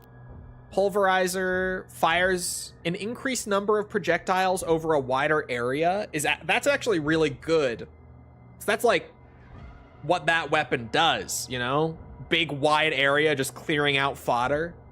I never use it. I never think to pull out the pulverizer.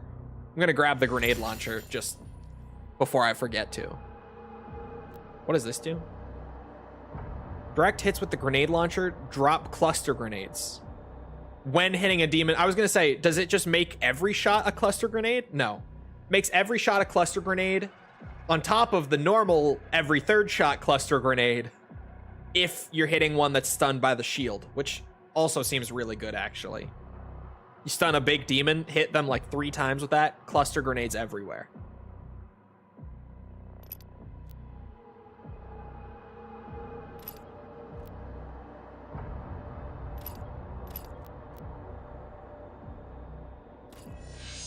I'm gonna put it into the shredder.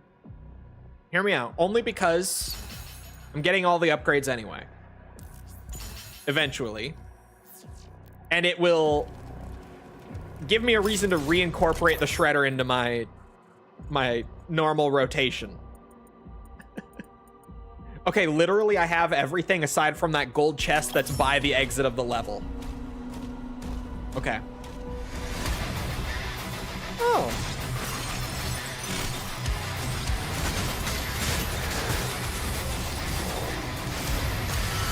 Bad time to... Oh, shit.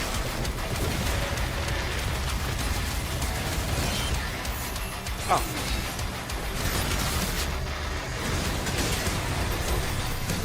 All the health.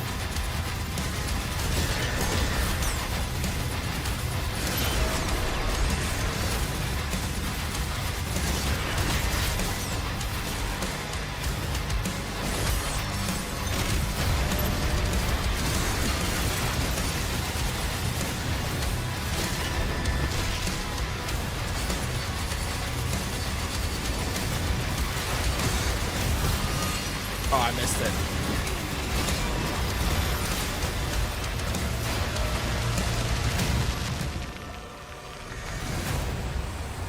Shredder good when maxed out. Not as great as the combat shotgun, but good. I keep checking the map instinctively. One last gold chest on the way out, but we're done. It's all over. I did it. 100%. For real on this one. No 99%, but I actually got all the upgrades. But something weird was counted as 1%. Actual 100%. Are we getting a mech level? Looking forward to VF6. I'd love for it to set a new standard when it comes to single player content. True. Single player content in fighting games is generally limited to just like a cinematic story where you have normal fights, but with cool cutscenes in between. The VF6 single player looks like actually really good. And it would be awesome if it set more of a standard for like fighting games to try to do more unique, like fully fledged and fleshed out experiences for their single player.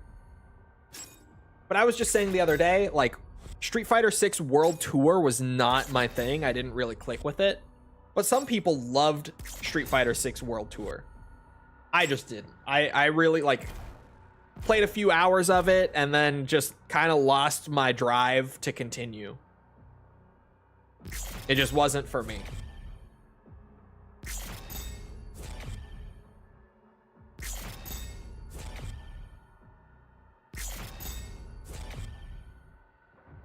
All sorts of stuff. Oops. Hellbreaker. Airbender or blue aliens. The Slayer begins an Atlan assault on a fortress in hell. It is mech time.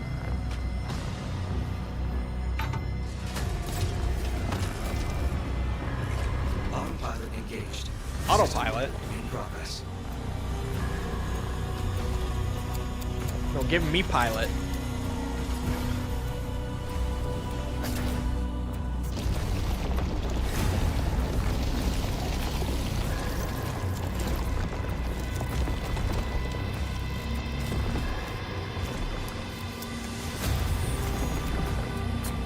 Come on. I Yeah, it's been a minute since this one was booted up, but I need to be able to see. Okay. Manual controls are now active. I have to check. Oh, there is stuff to get, like gold. And an armor upgrade. And a secret. Okay. I didn't expect there to be stuff to get, so I'm glad I double checked.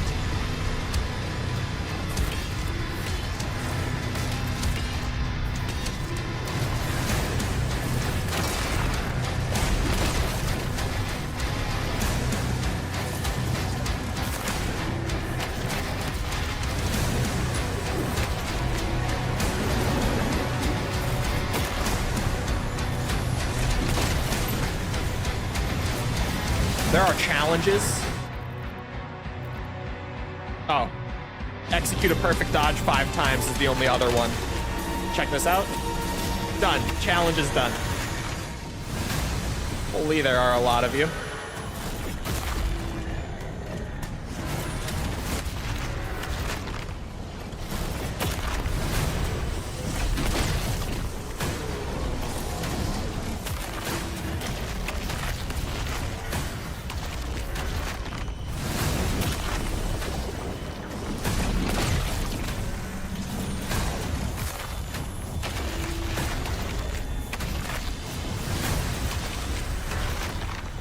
Boom.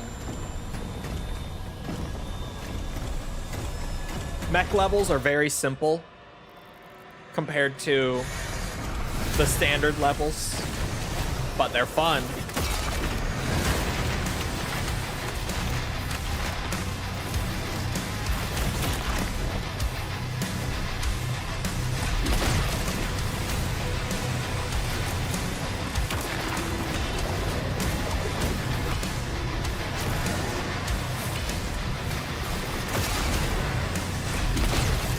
I want to stun all of them. Oh, you did not get stunned. You said fuck the rules.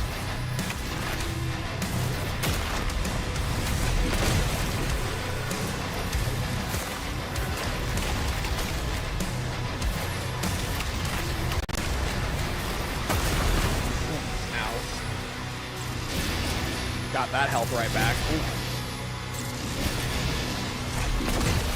Stop. That didn't even hit him. What's my perfect dodge?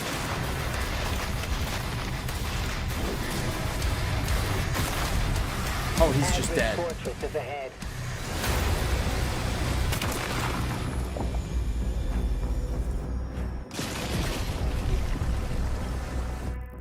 Still no pickups or anything? Okay.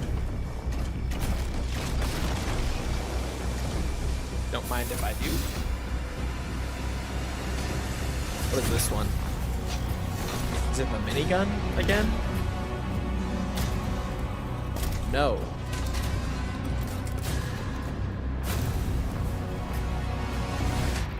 Excuse me, does this have lore?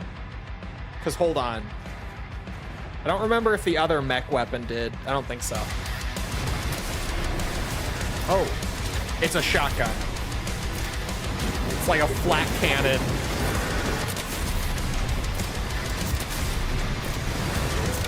Oh my god, the supercharge on it.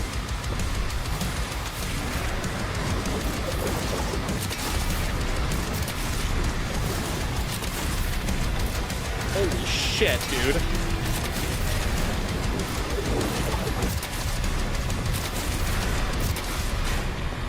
This is way better than the minigun. I mean, the minigun is cool, but like, this thing is ridiculous.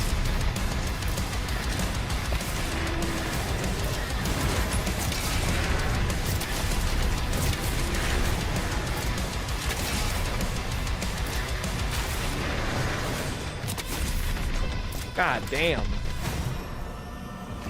Anything on Kunimitsu? She's alright. I haven't had much time to play Tekken in like the last month. She doesn't annoy me as much as she did in 7. She feels a bit more fundamental compared to that. Like, I think to be a great player on Kuni, you do have to understand Tekken. She does have a lot of gimmicky bullshit that you can get away with, like, just spamming stupid shit in low rank and you'll get wins with it. But, like, in high ranks, it won't work anymore once people actually know how to play against Kuni. So I don't mind her. I want that for my desk, dude. I want that toy, like, especially. The Dark Ages mech. Come on, man. They gotta make these toys. I'm so serious. Give me these toys. I want them. Signal is still inside. Ooh. Tekken 8 low ranks is a funny neighborhood. So AIDS. It's actually just so shit. You have acquired a new shield rune, Holy Swarm. Virgil Blade. When activated, the Holy Swarm will launch out seeking blades in a wide arc. These blades will hunt down and deal damage to targets. I mean, we gotta try it out at least. I like the shockwave, but I at least gotta try this.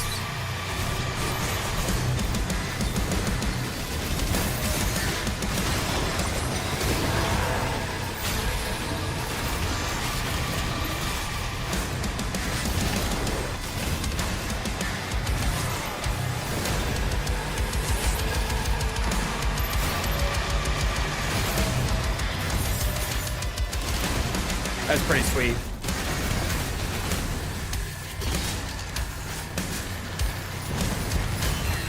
Oh, my shield broke, right? Oh, landmine. Fuck.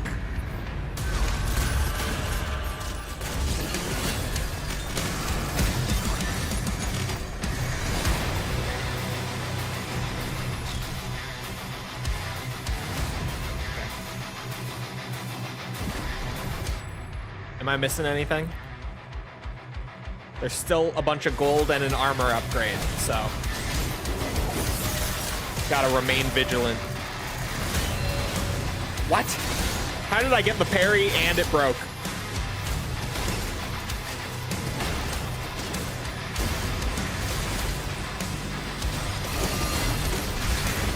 I thought I could get away with that.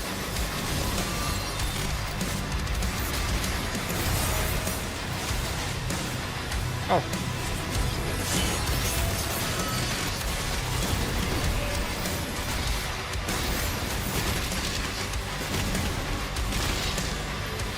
Nice.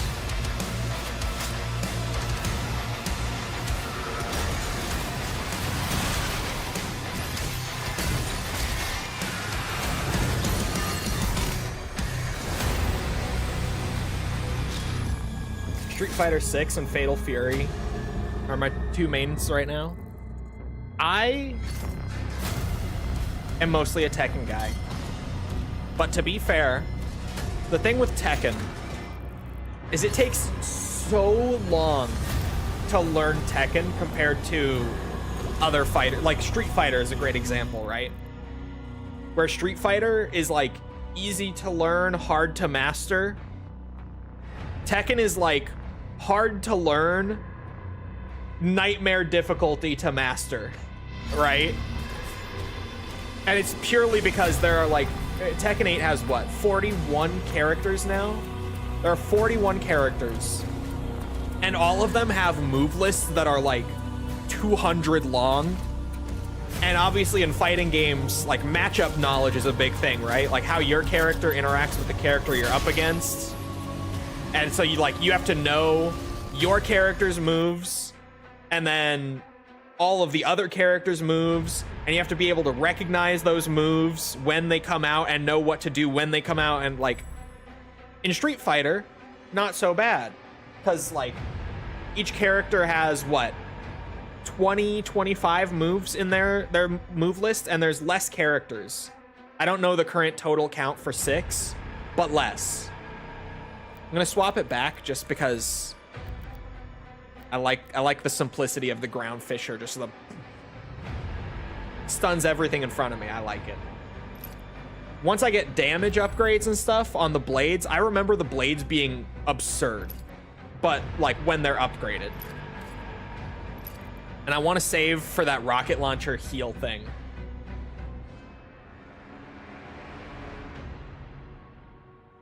But yeah, how many characters does 6 have now? I haven't played Street Fighter 6 in a minute. I love Street Fighter, by the way. Just not in the same way that I love Tekken. And when it comes to Capcom fighters, Marvel vs. Capcom is my jam.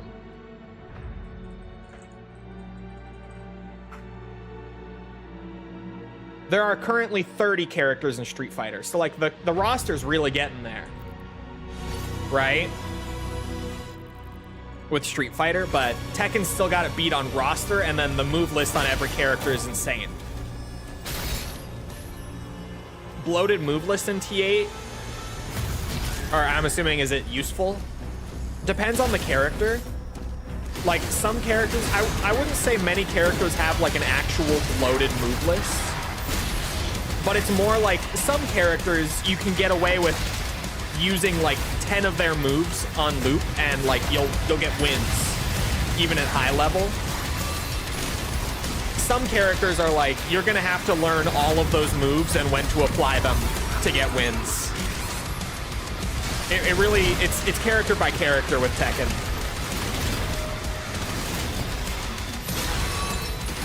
Oh, bloated move list, or is it a unique selling point? I would say it's a unique selling point to Tekken. And it gives Tekken a lot of, like, variety and personality. My shield is stuck up. This bug is happening again. I don't remember how I fixed it the first time. My shield is stuck.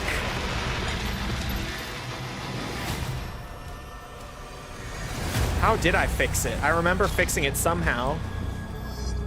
More of a 3D or 2D guy? I was a 2D guy, but like now that I'm big into Tekken, I don't even know if I would say I'm more of a 3D guy. I feel like I'm just more of a Tekken guy. I would say generally I do prefer 2D though, because like Dead or Alive, Virtua Fighter, those aren't really my thing. Tekken is my thing. And like, I love, like, what's it? I love SNK, I love Street Fighter, I love Marvel vs. Capcom. I really love Marvel vs. Capcom. So generally, I would say I'm more of a 2D guy. But like, I think in recent years, I've just been more of a Tekken guy than anything. I mean, I don't know. I think I have like, I have to look. Yeah, I have like 500 hours almost in Tekken 8.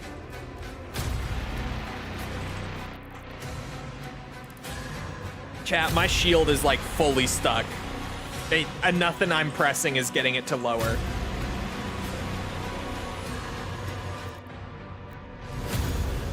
I might just have to restart from checkpoint. I think that's the only way I'm gonna get it unstuck. I tried pressing like every button. Okay. I think I got a checkpoint after the combat ended. I need a reason to play more Tekken. That's fair. My reason is like, I always just, with fighting games, I'm a ranked guy. I know some people don't like playing ranked fighting games, and that's totally fair.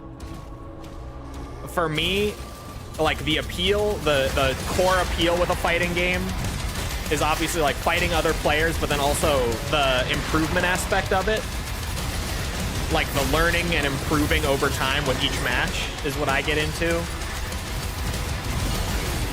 That's generally something I love in every game. That's just kind of a general game thing for me. You give me a game that's like the same thing over and over on paper, but you slowly learn and get better and it evolves over time, even though it's the same thing. That's like my shit.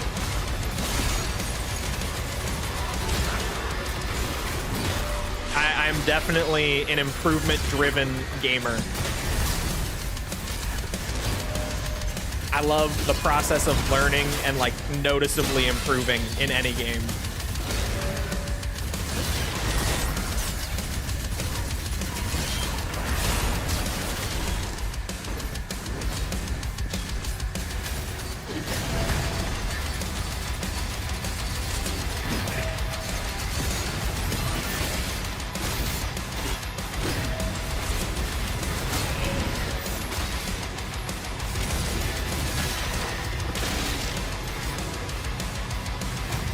Like, genuinely, I first got into Doom when I was younger because it fascinated me so much from like a game design perspective.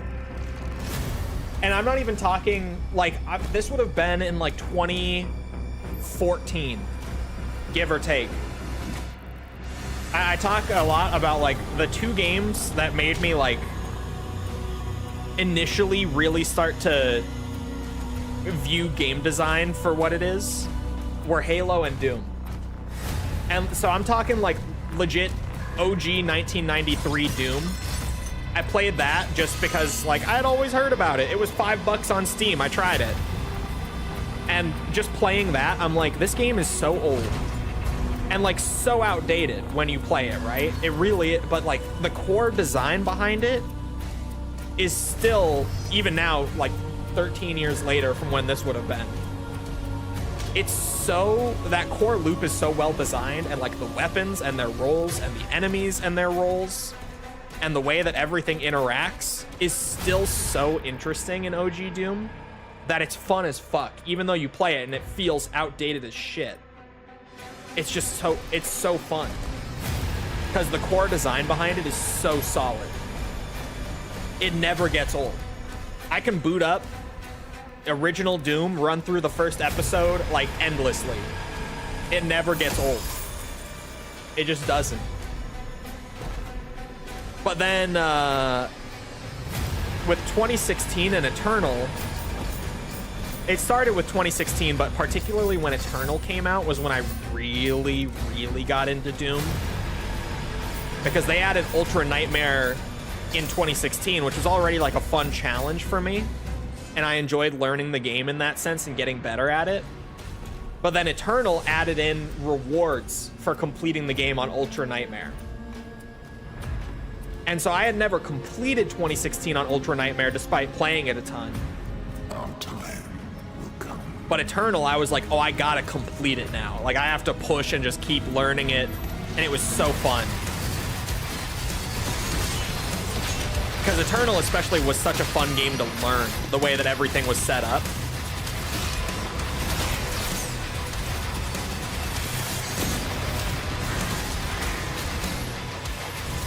And even Dark Ages, I still haven't done a full Ultra Nightmare completion, but I really want to at some point. Because this game also has rewards for it.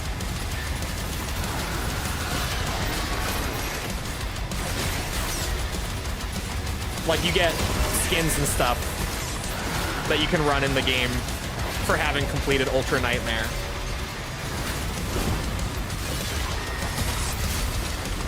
Buffed Agadon Hunter is crazy, by the way. That attack is so fucked.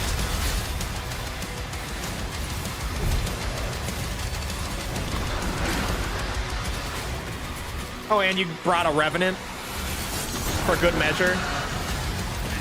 Buffed Agadon Hunter was not enough. Fuck me.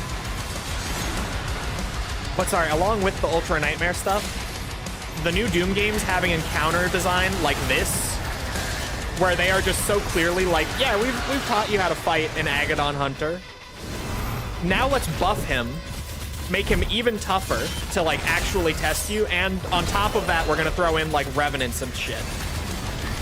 Just to make sure that you can handle him and also still multitask and engage with the rest of the sandbox as well. New Doom still has like some of the most insane game design when you start looking at what they're doing. And it's so my kind of game design. I love it. I am very Hugo Martin pilled. When he talks about like his design philosophy and stuff, I just sit there and smile and nod at him the whole time, I feel like.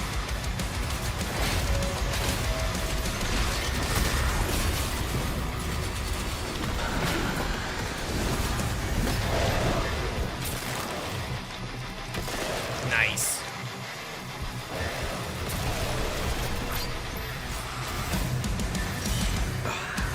Bishop Creed has called a meeting with me. 100 We meet armor. with the command station. Opening a portal now. Katakawa shareholders didn't win? Did they not get it?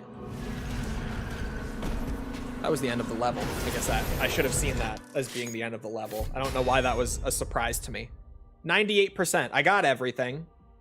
This is another, like, I don't know why it wasn't 100%, because everything here is going to go through as complete. It's fine. As long as I actually get all of the rewards for it, I don't need the percentage. Doesn't bother me. The CEO is staying. The one they wanted stepped down, or the one they wanted to step down. My bad. Let's go.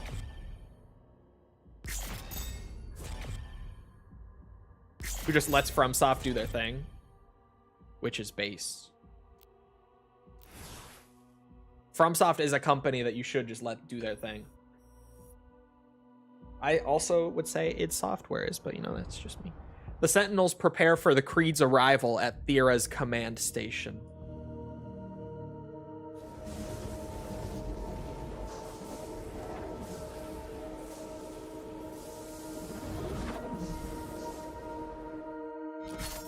Oh.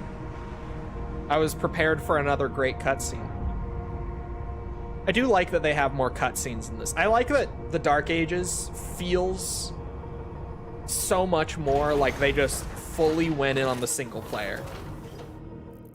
Like 2016 and Eternal already had amazing single player experiences, but they, in some places, were...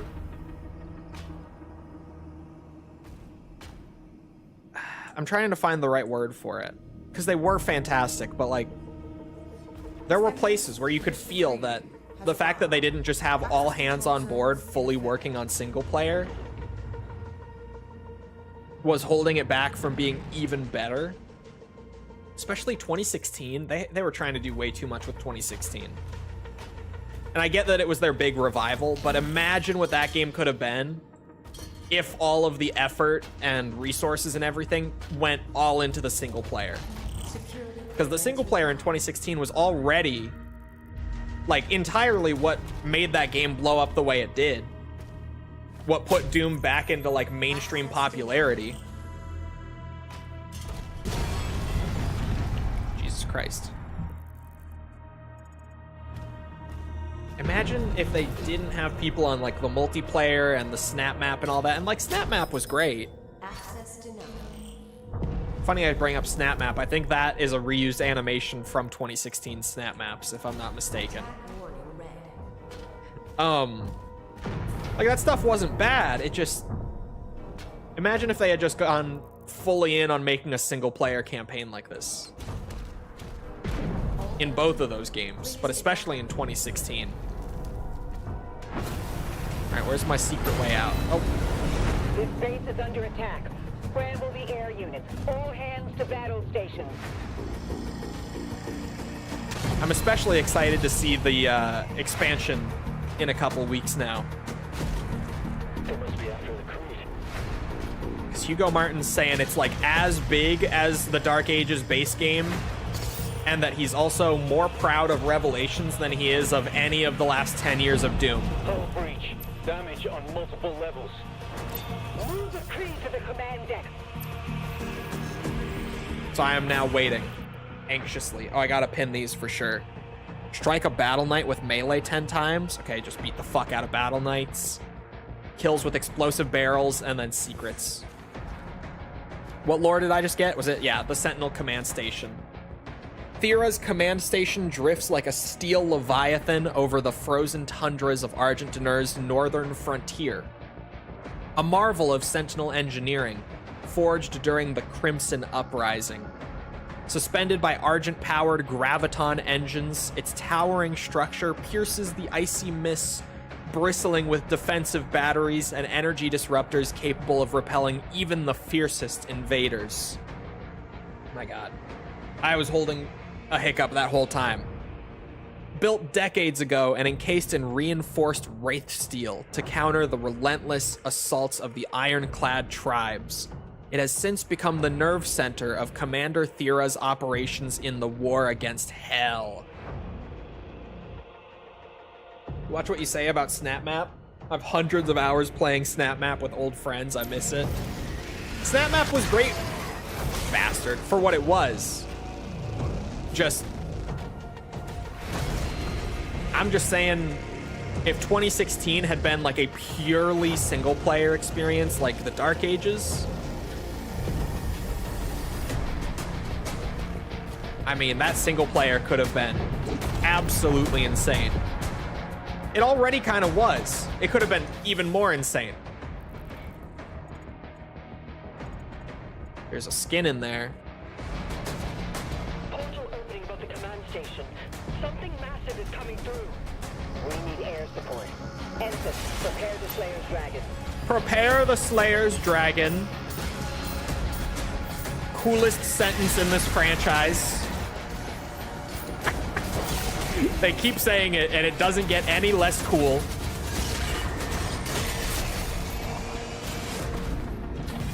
Prepare the Slayer's Dragon. There's gold back here, too. Oh, literally just right there. Okay. I guess I'm just leaving now. Plans to increase its components' prices for the next 4 years. I swear, like, as much as there's a RAM shortage, it's also just a lot of greed going on with all that.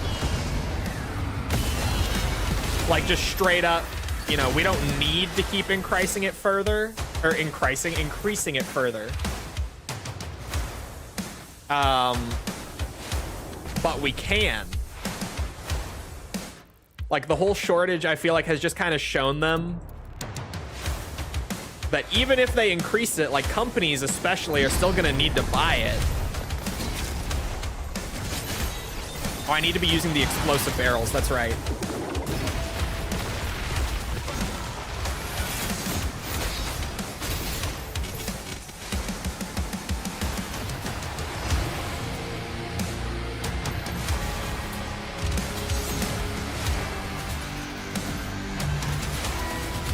Are we going back to shooting with the cat? I don't know the exact date. I definitely need to go back. The Easter egg hunt is still not over, by the way, actually, for Kawakujo. It's officially the longest Easter egg hunt since Black Ops 4. As of the start of the stream, I was literally, like, lurking in an Easter egg hunt stream.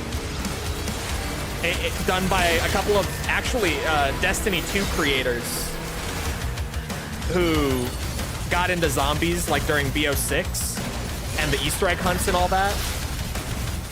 And they do a stream for every map where they literally, like, sit there and spectate and, like, essentially shoutcast the entire communal Easter egg hunt on new map releases, which apparently they did for Destiny 2 raids, but they've also started doing it for zombies now, and I love them. Those guys are great. But what's it? I was lurking in there like 5 minutes before starting stream, and the Easter egg hunt was still going. So unless it's gotten solved during this stream, that hunt will be approaching like 29 hours right now, and the egg is still unsolved. Which honestly, with how hard it was to figure out the wonder weapon yesterday, like, I spent pretty much the entire 3 hours yesterday just figuring it out. I'm not surprised that the actual egg itself is giving the entire community some trouble.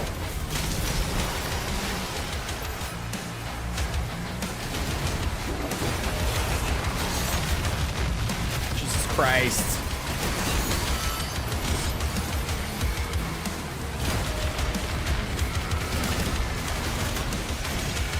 Oh, he's dead.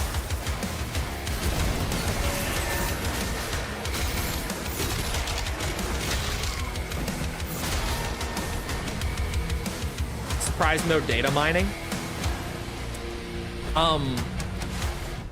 There was a big whoopsie that has been made public now by the people who knew about it before it was fixed. They waited to put it out, actually. They waited to say anything publicly until it was fixed by Treyarch. and they contacted Treyarch directly to get it fixed as soon as possible in a hotfix, and it did get fixed. But BO6 and 7 have had this mode called directed mode for every zombies map that doesn't come out until like at least a month after the map releases. But it genuinely, through like in-game objective markers and everything, walks you through the Easter egg and lets you do it like just with guidance if you're not someone who likes going through the whole process of solving it or whatever. And it's been a great addition for casual players, and the fact that they wait like a month to add in the directed mode has always been really nice, because it lets the actual hunt and everything go, and all the hardcore players who do want to do it the legit way, the old school way, do it. And then they give like the easier method for casual players, right? It's been a great addition. But yesterday on Kawakujo's release, the scripts for the directed mode of the map were in the game files. And so some people who do data mine found those scripts in there and were able to legit just look at all the Easter egg steps and like how to complete them and everything. But they immediately alerted Treyarch, kept it quiet. Treyarch got it fixed like literally within an hour of them alerting them. And it somehow did not destroy the Easter egg hunt, because those guys who saw the steps also all have decided to not like say anything about them publicly. Like they've all just kept their mouths totally shut, not gone into streams or anything or on Reddit or whatnot to like tell people how to do it. They kept it totally quiet to keep the hunt intact. Keep trying. Huge whoopsie from Treyarch, but somehow, because like the guys who found it were so pure of heart and Treyarch was so quick to fix it, it didn't end up destroying the Easter egg hunt. Like, it's this crazy circumstance where you would think a mistake that big would have totally destroyed it, but somehow it didn't, because of just the exact circumstances. It's fine. I'm gonna upgrade the Aftershock, or the Ground Fisher. And once I play around with it upgraded, then I'll make the switch over to Swarm. Wait, maybe I won't. This upgrade makes it so that the Fisher also drops me armor? Bro. Combat Shoddy, Flail, Ground Fisher, armor for days. You just, how could you ever run out?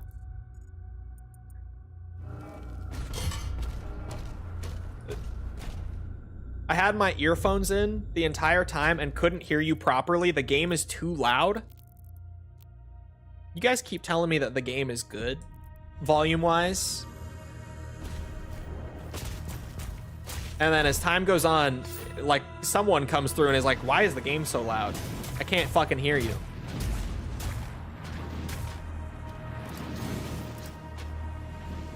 Game too quiet? Stop. Okay, that's all the gold.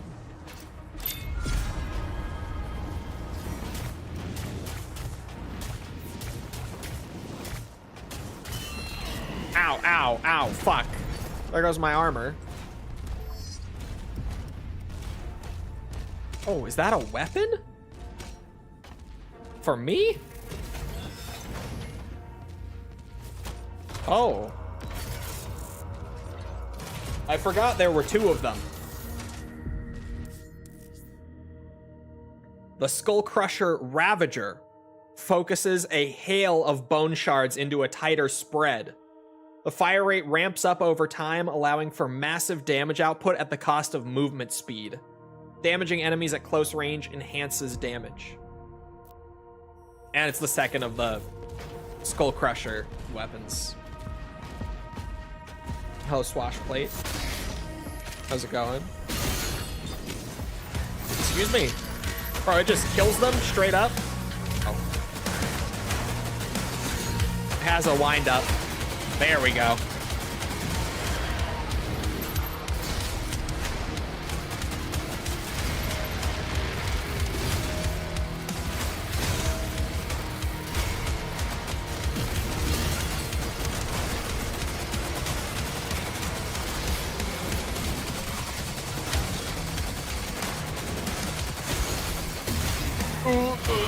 shit.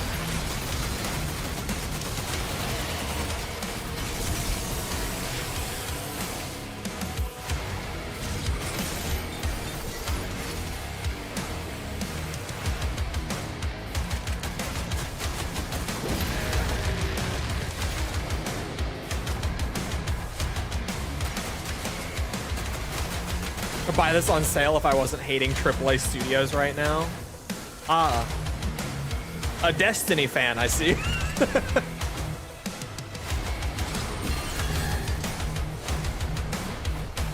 Hello, welcome.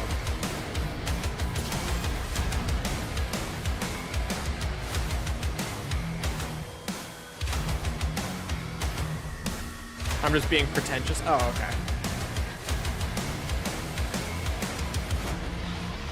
I tried. Come here, boys. Ooh! I had such a hard time hitting it, too. You guys didn't see that.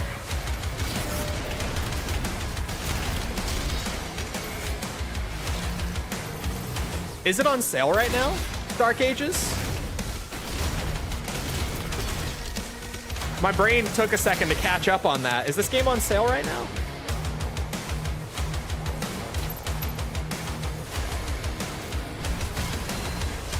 Okay. Excuse me.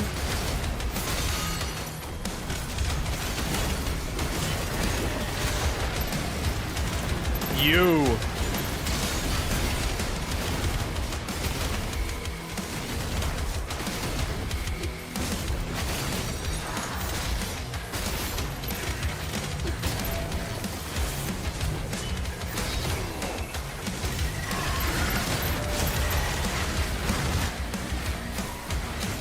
Ow, ow, ow.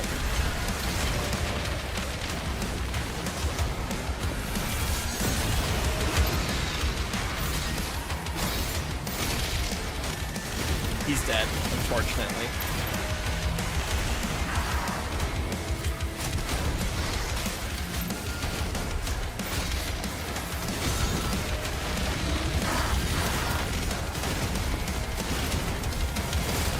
$67% off? So what is it, like 20 bucks?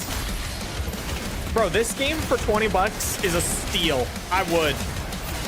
I'll be real. But this game for $20 is a total deal.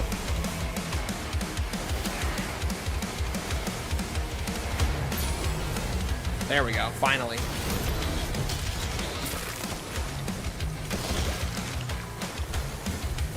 $16.50 here for local pricing, bro. I would. Personally, I absolutely would. This game's got so much meat on the bones. It's not my favorite Doom game, but it's really damn good. And it does have a ton of content, like between all the different weapons. There are so many different weapons and like abilities and stuff. And then, what's it? It's a huge campaign compared to like, well, any of the prior Doom games, but compared to the other modern ones, 2016 and Eternal, it's a way longer campaign because they just went all in on the single player this time. They didn't do any like multiplayer modes or co-op modes or anything. They just made a single player game. It worked. It paid off, in my opinion. Like, I was literally just talking about what's that? I was imagining how crazy it would have been if 2016 and Eternal were like purely single player experiences like Dark Ages is. How much bigger and better those single player games could have been. Or sorry, the single player portions of those games could have been if they had been treated the same way Dark Ages was. Oh. Oh, never mind. I was like, door behind me? No, door in front of me. Just had a delay. Oh, hello.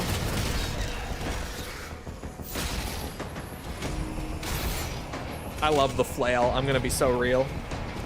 I know there's still a third melee weapon coming up, but like, This flail, man. The armor generation.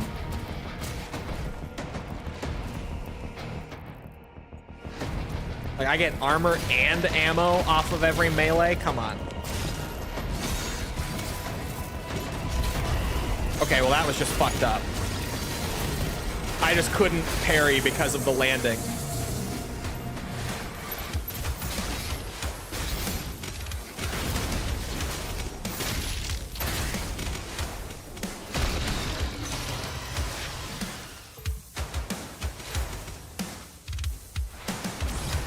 Why are you all empowered? Who is it? Who is it this time? Oh my god.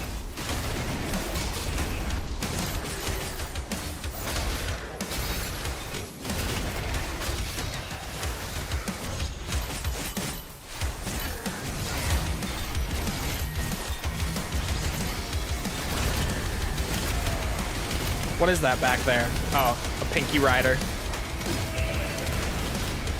I genuinely couldn't see.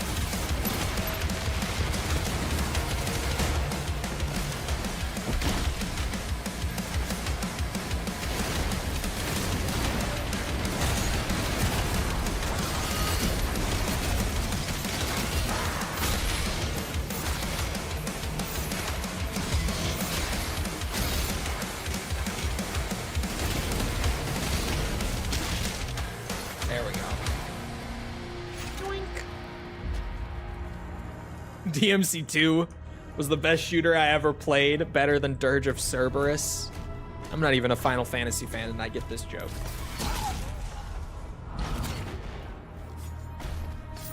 To be fair, I've seen Dirge of Cerberus gameplay.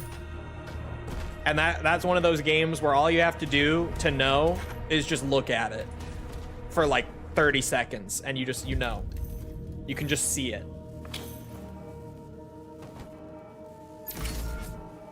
Yellow key card. But this was the secret key, right? Yeah. Wait. The door itself isn't a secret key door. Oh, I can get in there. Hold on. Commander, the rift is getting larger.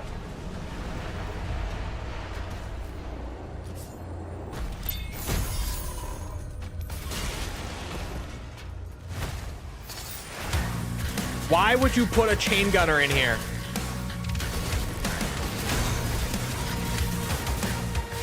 What kind of evil is that?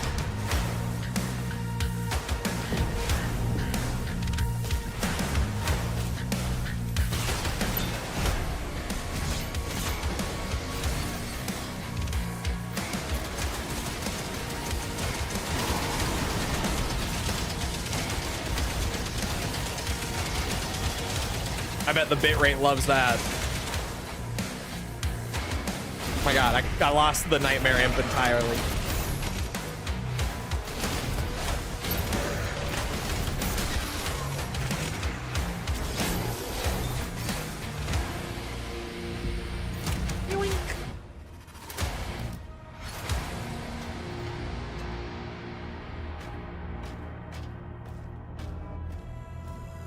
She's that person that you hear about that only played RE6 and Dirge of Cerberus and skipped the good games in the franchise. Bro, don't even get me started. Genuinely, like...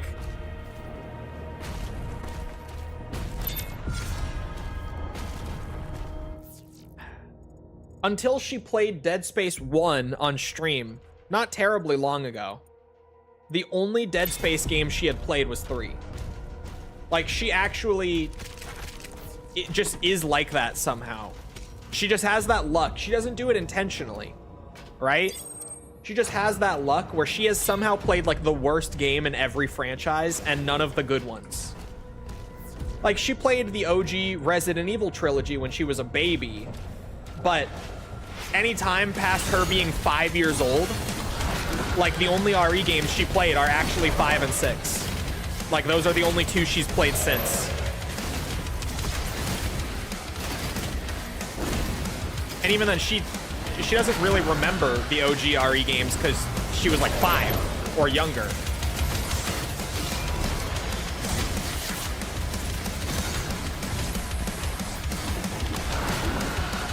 I'm trying to think of others. Final Fantasy, she played a lot of the good ones. Oh, that's right, it works off of a parry too, I forget.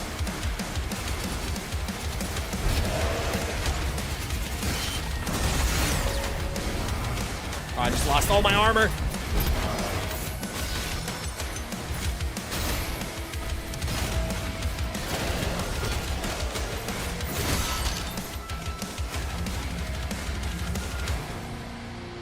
Fallout, she's played the good ones. She's played most Fallout games. Actually, I think she's played all of the Fallout games other than like Tactics, now that I think about it. I don't think she's missed any of them other than Tactics. I could be mistaken. Oh, Devil May Cry, she's only played 2. She had Devil May Cry 2 on PS2 when she was young. Never played any of the others. But she played DMC2. How do I get there?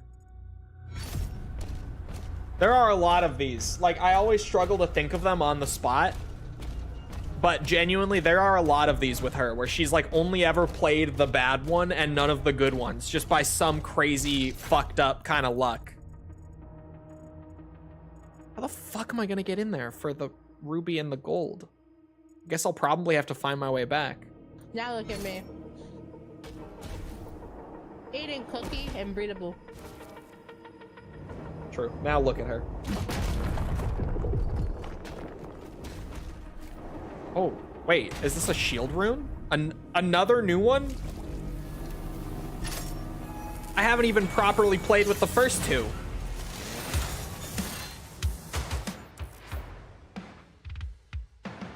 Auto turret. When activated, a shoulder-mounted auto turret is summoned to fire at your enemies for a short time. It will automatically select targets closest to where you are aiming.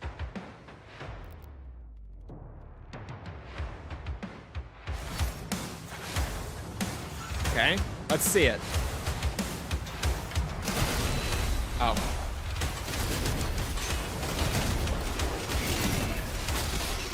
You, I have to beat the shit out of. There. I got my melee challenge done.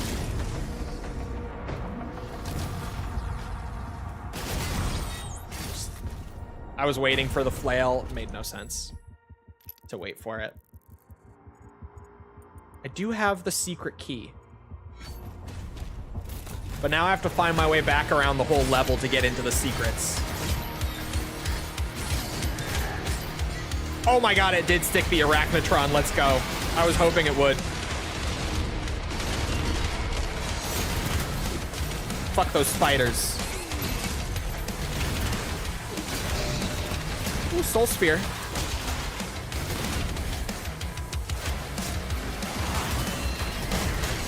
Ow.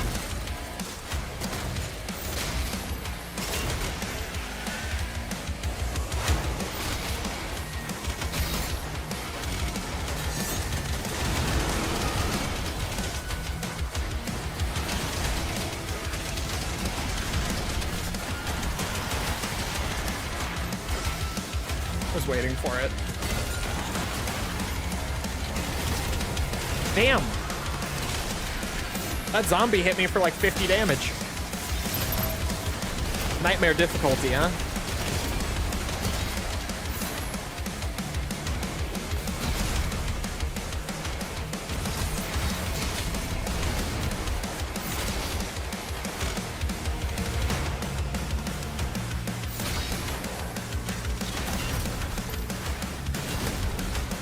The drums in this song are ridiculous.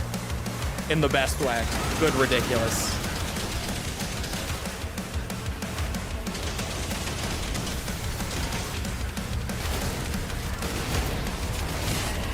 Damn you.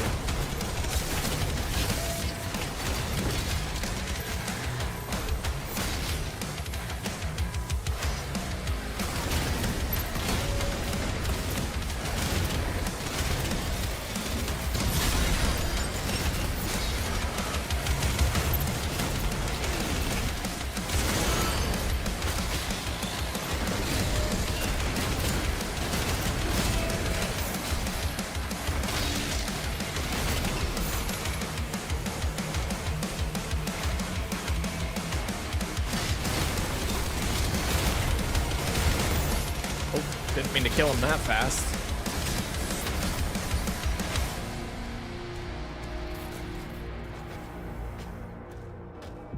That was a lot. It's wild that False dropped Mass Effect after 1. False and I will, at some point in our lives, get back to Mass Effect. She can't avoid it. Even if she doesn't want to play them like as a single player thing, just herself, if she doesn't want to stream them, you know, whatever. Like someday it could maybe be one of those things where like just on the couch or something, like I could put my laptop in the TV and whatnot. And like I could just play it, but like we could do the story decisions and whatnot, dialogue, whatever together, something like that. We'll get to it at some point, somehow. She can't avoid it forever. I'm doing the armor drop off the ground fisher and going back to that. Absolutely. Oh, and then this is just gold too. Nice. Are all of the shield rune upgrades just gold? I can't see the bottom ones for them. The size and damage of ground fisher is increased. Oh my god, it splits out 3. Bro, ground fisher might actually be goated. Oh wait, I had a wraithstone still. My bad. I kind of like the idea of the accelerator max upgrade.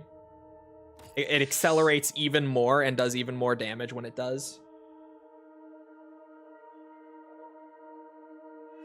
I'll go back to accelerator for a little bit. Get some use out of that.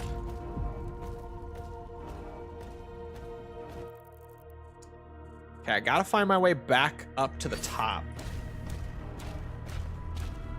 for that gold and ruby. Doesn't really count that way.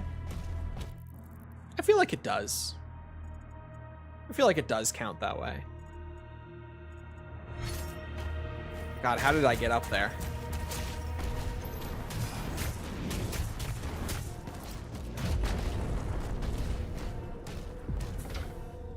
Oh, that's locked?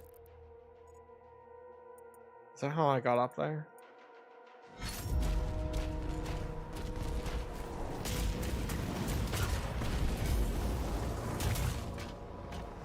Don't tell me I missed some.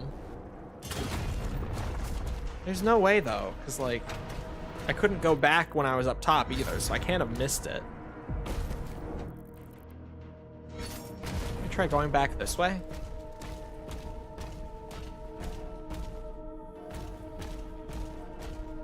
But no, Mass Effect, like... Mass Effect is what every Telltale game wishes it could fucking be, right? It's like a choose-your-own-adventure game with a crazy branching story, but like it also actually has gameplay. Crazy concept to some, I know.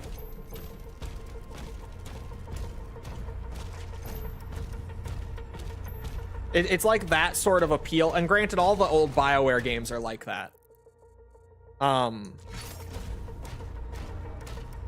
What's that? Where they basically are that idea of like the choose your own adventure type game. Oh, it was this. But like with gameplay as well. Oh, I'm supposed to grab on there. YouTube really liked Telltale games. Well, yeah, because they were so like... What's it?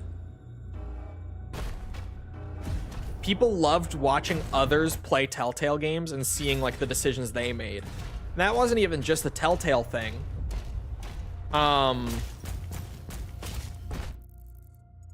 That was also Dispatch, when that just came out recently, also blew up to like the same extent with like Let's Plays and whatnot.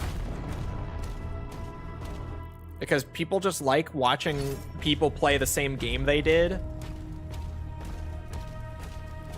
Oh, YouTube killed Telltale Games. My bad. Liked. Yeah, I could see that. I could see that. I said it before, where I was like, you really can get the same experience of playing a Telltale game by just watching it on YouTube. And it's true.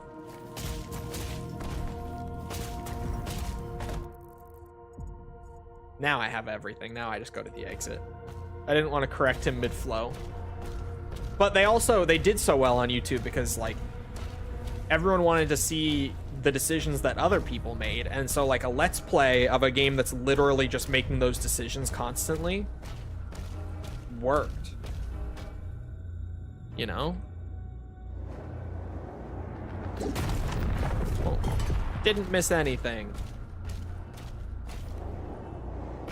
And like I said, the same thing just happened with Dispatch when that came out. Plus, Dispatch had like a lot of like internet personalities involved in the creation of the game as well, which only blew it up further because of like social media production or promotion and stuff. Dispatch was like the spiritual return of the Telltale game. And it's funny because like Telltale is back now. They did like reform and totally revive themselves after the bankruptcy. It's just that no one really knows or talks about it. Because like Telltale went bankrupt because they kind of fell out of relevance. So reforming the studio didn't really make them relevant again magically. Like they're back. They're still making new games and stuff now and doing the same thing they always did, like licensing popular IPs to make games out of. But just no one's really talking about it. Although they did just finally show off a trailer for Wolf Among Us 2.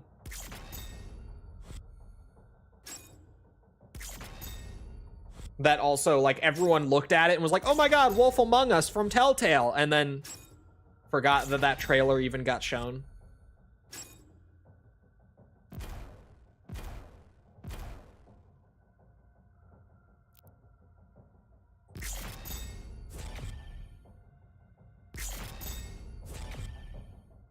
I have not played Jade Empire. I need to at some point. But like, Mass Effect 2 and KOTOR are like the goated BioWare games. And Dragon Age Origins would be like my number 3. Actually, no, Mass Effect 3 would probably still be my number 3, even with the ending and all that drama. Probably is still my number 3, to be honest. I probably still like Mass Effect 3 more than any Dragon Age game. But sorry, my brain. Probably also Mass Effect 1 over Dragon Age Origins, I'll be real. I like Mass Effect. Mass Effect 1 is the least of the trilogy, though, for sure. The command station is under attack as the Slayer pilots Surratt into battle. We need Mass Effect 4. Bro, after that last Dragon Age game, I don't even know if I want it. Genuinely. I don't even... Was it called Dragon Age? I forgot the fucking name of the new Dragon Age. I can't even remember it. After that game, though, I don't even know if I want Mass Effect 4 anymore.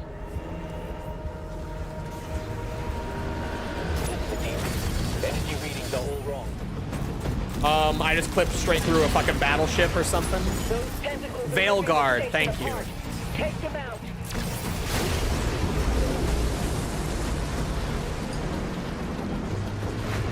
Subsection barrier is down. Lower levels accessible. Because like Dragon Age, I like Dragon Age, but I don't love Dragon Age, right? Like I was never that passionate about Dragon Age. But bro, if a Mass Effect 4 came out that was like designed the same way that Dragon Age the Veilguard was, I will literally never shut up about it. Like if they make a Mass Effect game with the sort of design philosophy that led to the Veilguard, I will actually be insufferable for the rest of my life about it. I will never stop talking about it. I won't.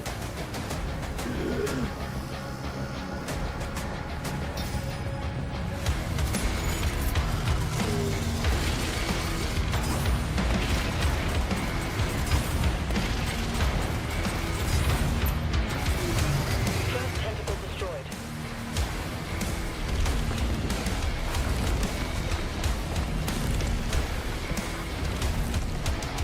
That is a giant sky portal tentacle. And I'm only now just noticing.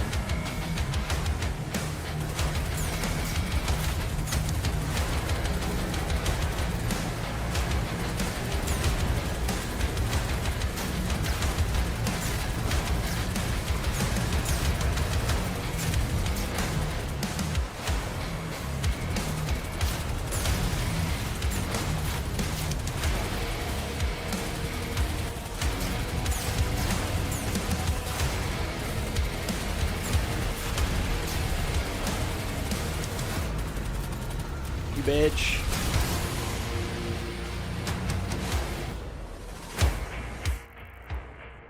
Trying to get a look at the map. It's as zoomed out as it can be. Oh my god, are there challenges? Oh, I completed both of them. Destroy 2 Hellfighter ships and perform a perfect dodge 5 times. I am just a gamer, clearly.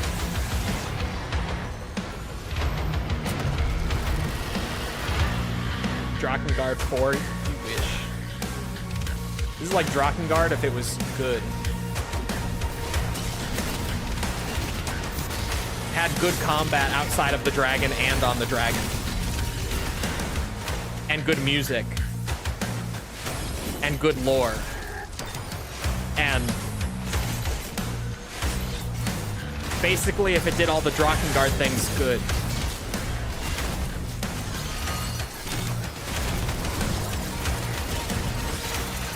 The only thing it doesn't have is arbitrary taboo. Other than that, it's basically just a good Drakengard game. Totally. Yep.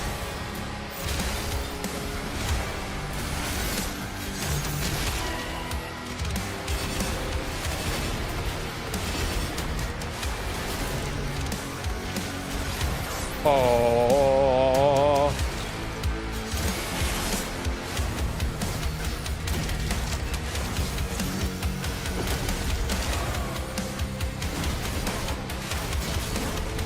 The crazy Dark Ages Cacodemon has appeared. All right, this is the leader type. I keep trying to shoot him. It's not working.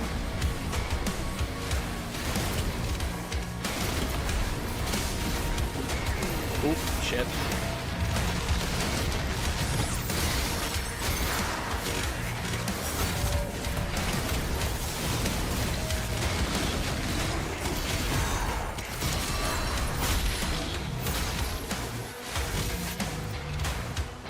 Where did that whiplash go? Oh my god.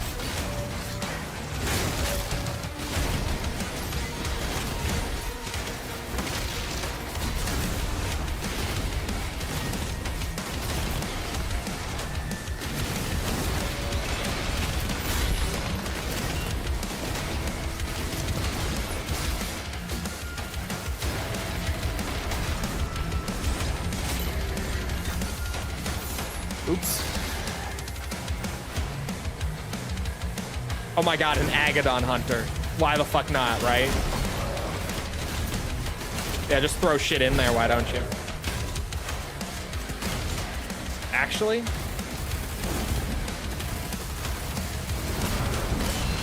Ooh. Okay, combat shotgun it is. I changed my mind. For no reason whatsoever. I kind of fucked him up though. Wait, hold on. That was clean for the most part. I got my shield broken once. It always hurts with them, but that was pretty good. I hate when I get smacked by a fucking zombie in this game. It makes me look like a fool.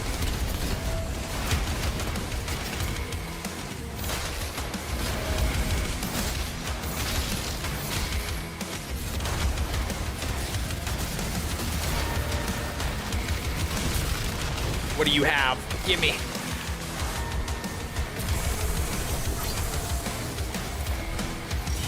Is the Reaver ammo the Skull Crusher ammo? It must be.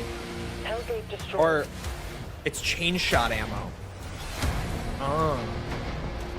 Okay.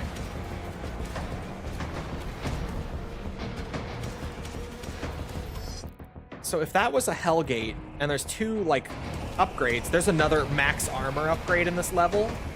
Let's go. Armor's the hardest thing to keep up.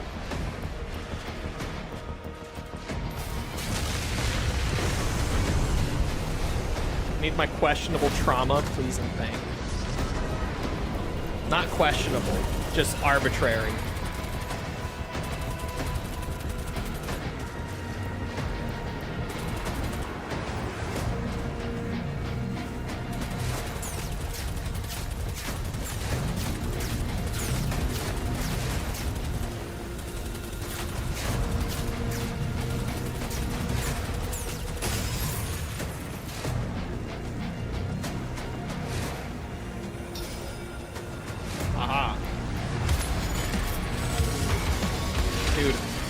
This riff, this like slow chug for the light combat is so tough.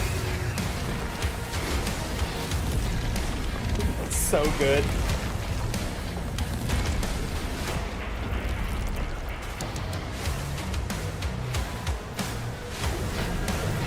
Okay. Hellship. Oh my god, it juked me. I thought it was flying away from me behind me. Son of a bitch.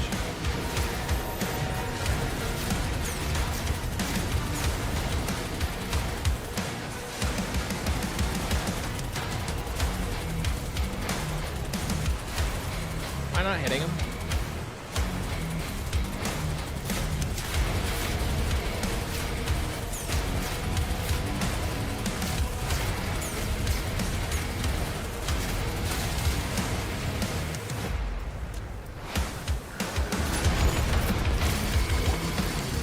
Whoa. I didn't know it could go up and down. That's new.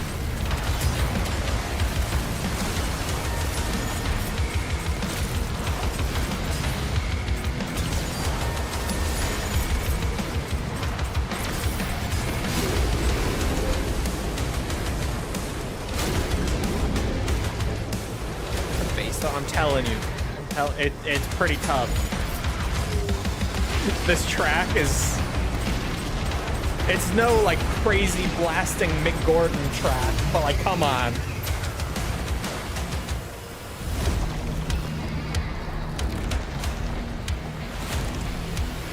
Oh my god, the new crazy Cacodemons actually, that'll be in here. Right, the Cacodemon hybrid, I couldn't remember what they were called. Cacodemons hybrids are ancient fragments of a vast hive mind, their twisted thoughts feeding the unknowable gods who reign over the suffocating lowlands. These creatures, once part of the demonic hierarchy of hell, have been corrupted by the eldritch manipulations of the witch. They drift across the lowlands, their eyeless gaze seeking wandering minds to consume, devouring thought and memory to sustain their eternal, maddening communion with the gods. Oops. Too much chug, not enough Burt.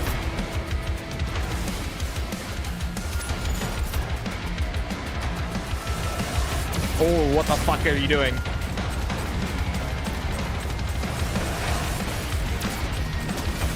I took that hit for no reason. That's the same one, right? That's not like technically a different one. Oh, it is a different one. The giant Cacodemon, an unholy fusion of Hell's sphere beasts, and the witch's cosmic horrors. These monstrosities drift through darkened skies on wings unseen. Though already colossal, these abominations would, given centuries, swell to engulf entire worlds in their ravenous maws.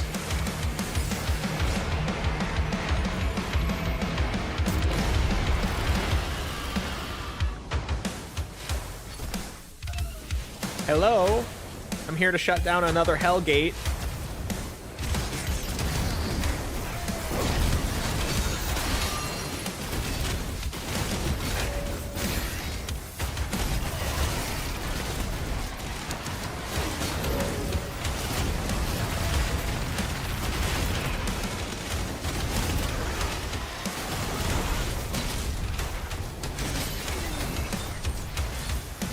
Why is there a fucking hell tank here?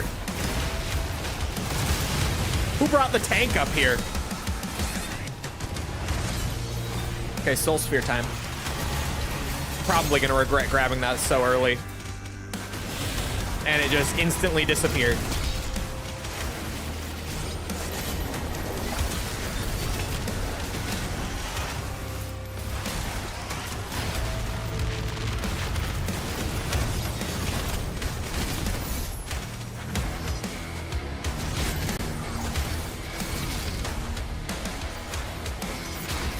Those bends in there are so good too.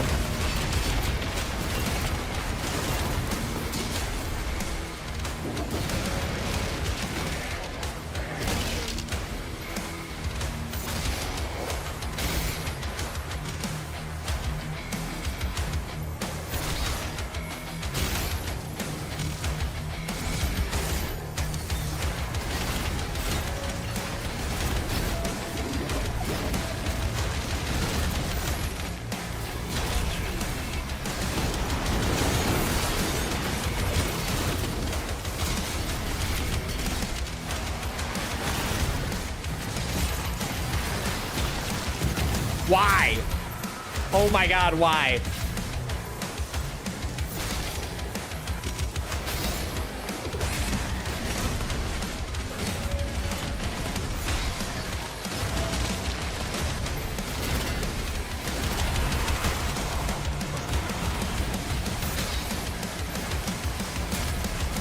Is the track based on the level? Yes. They do the dynamic soundtrack thing.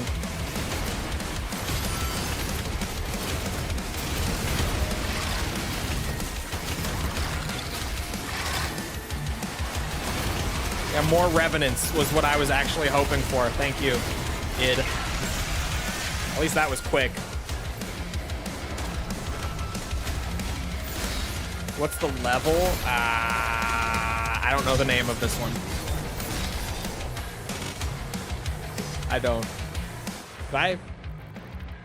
No. Oh, he meant track names? No. No, they don't name them after the levels. No, my bad.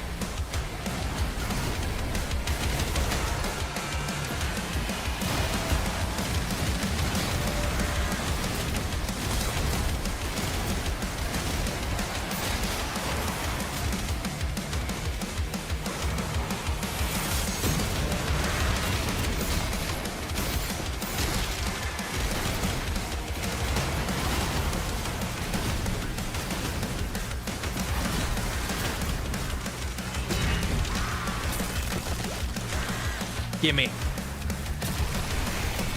Armor. All Hellgates closed. All tentacles go. have been cleared. Threat neutralized.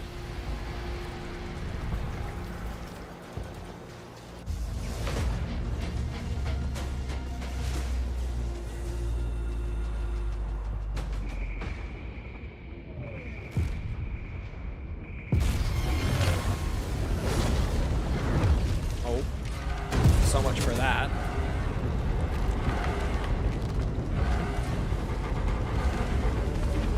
Is Shazam still available? It is. I still use it sometimes.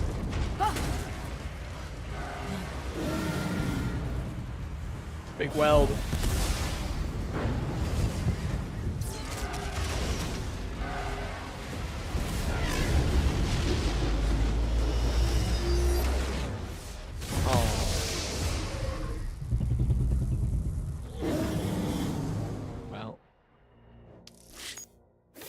so much for that. From Beyond. Fitting name, I guess.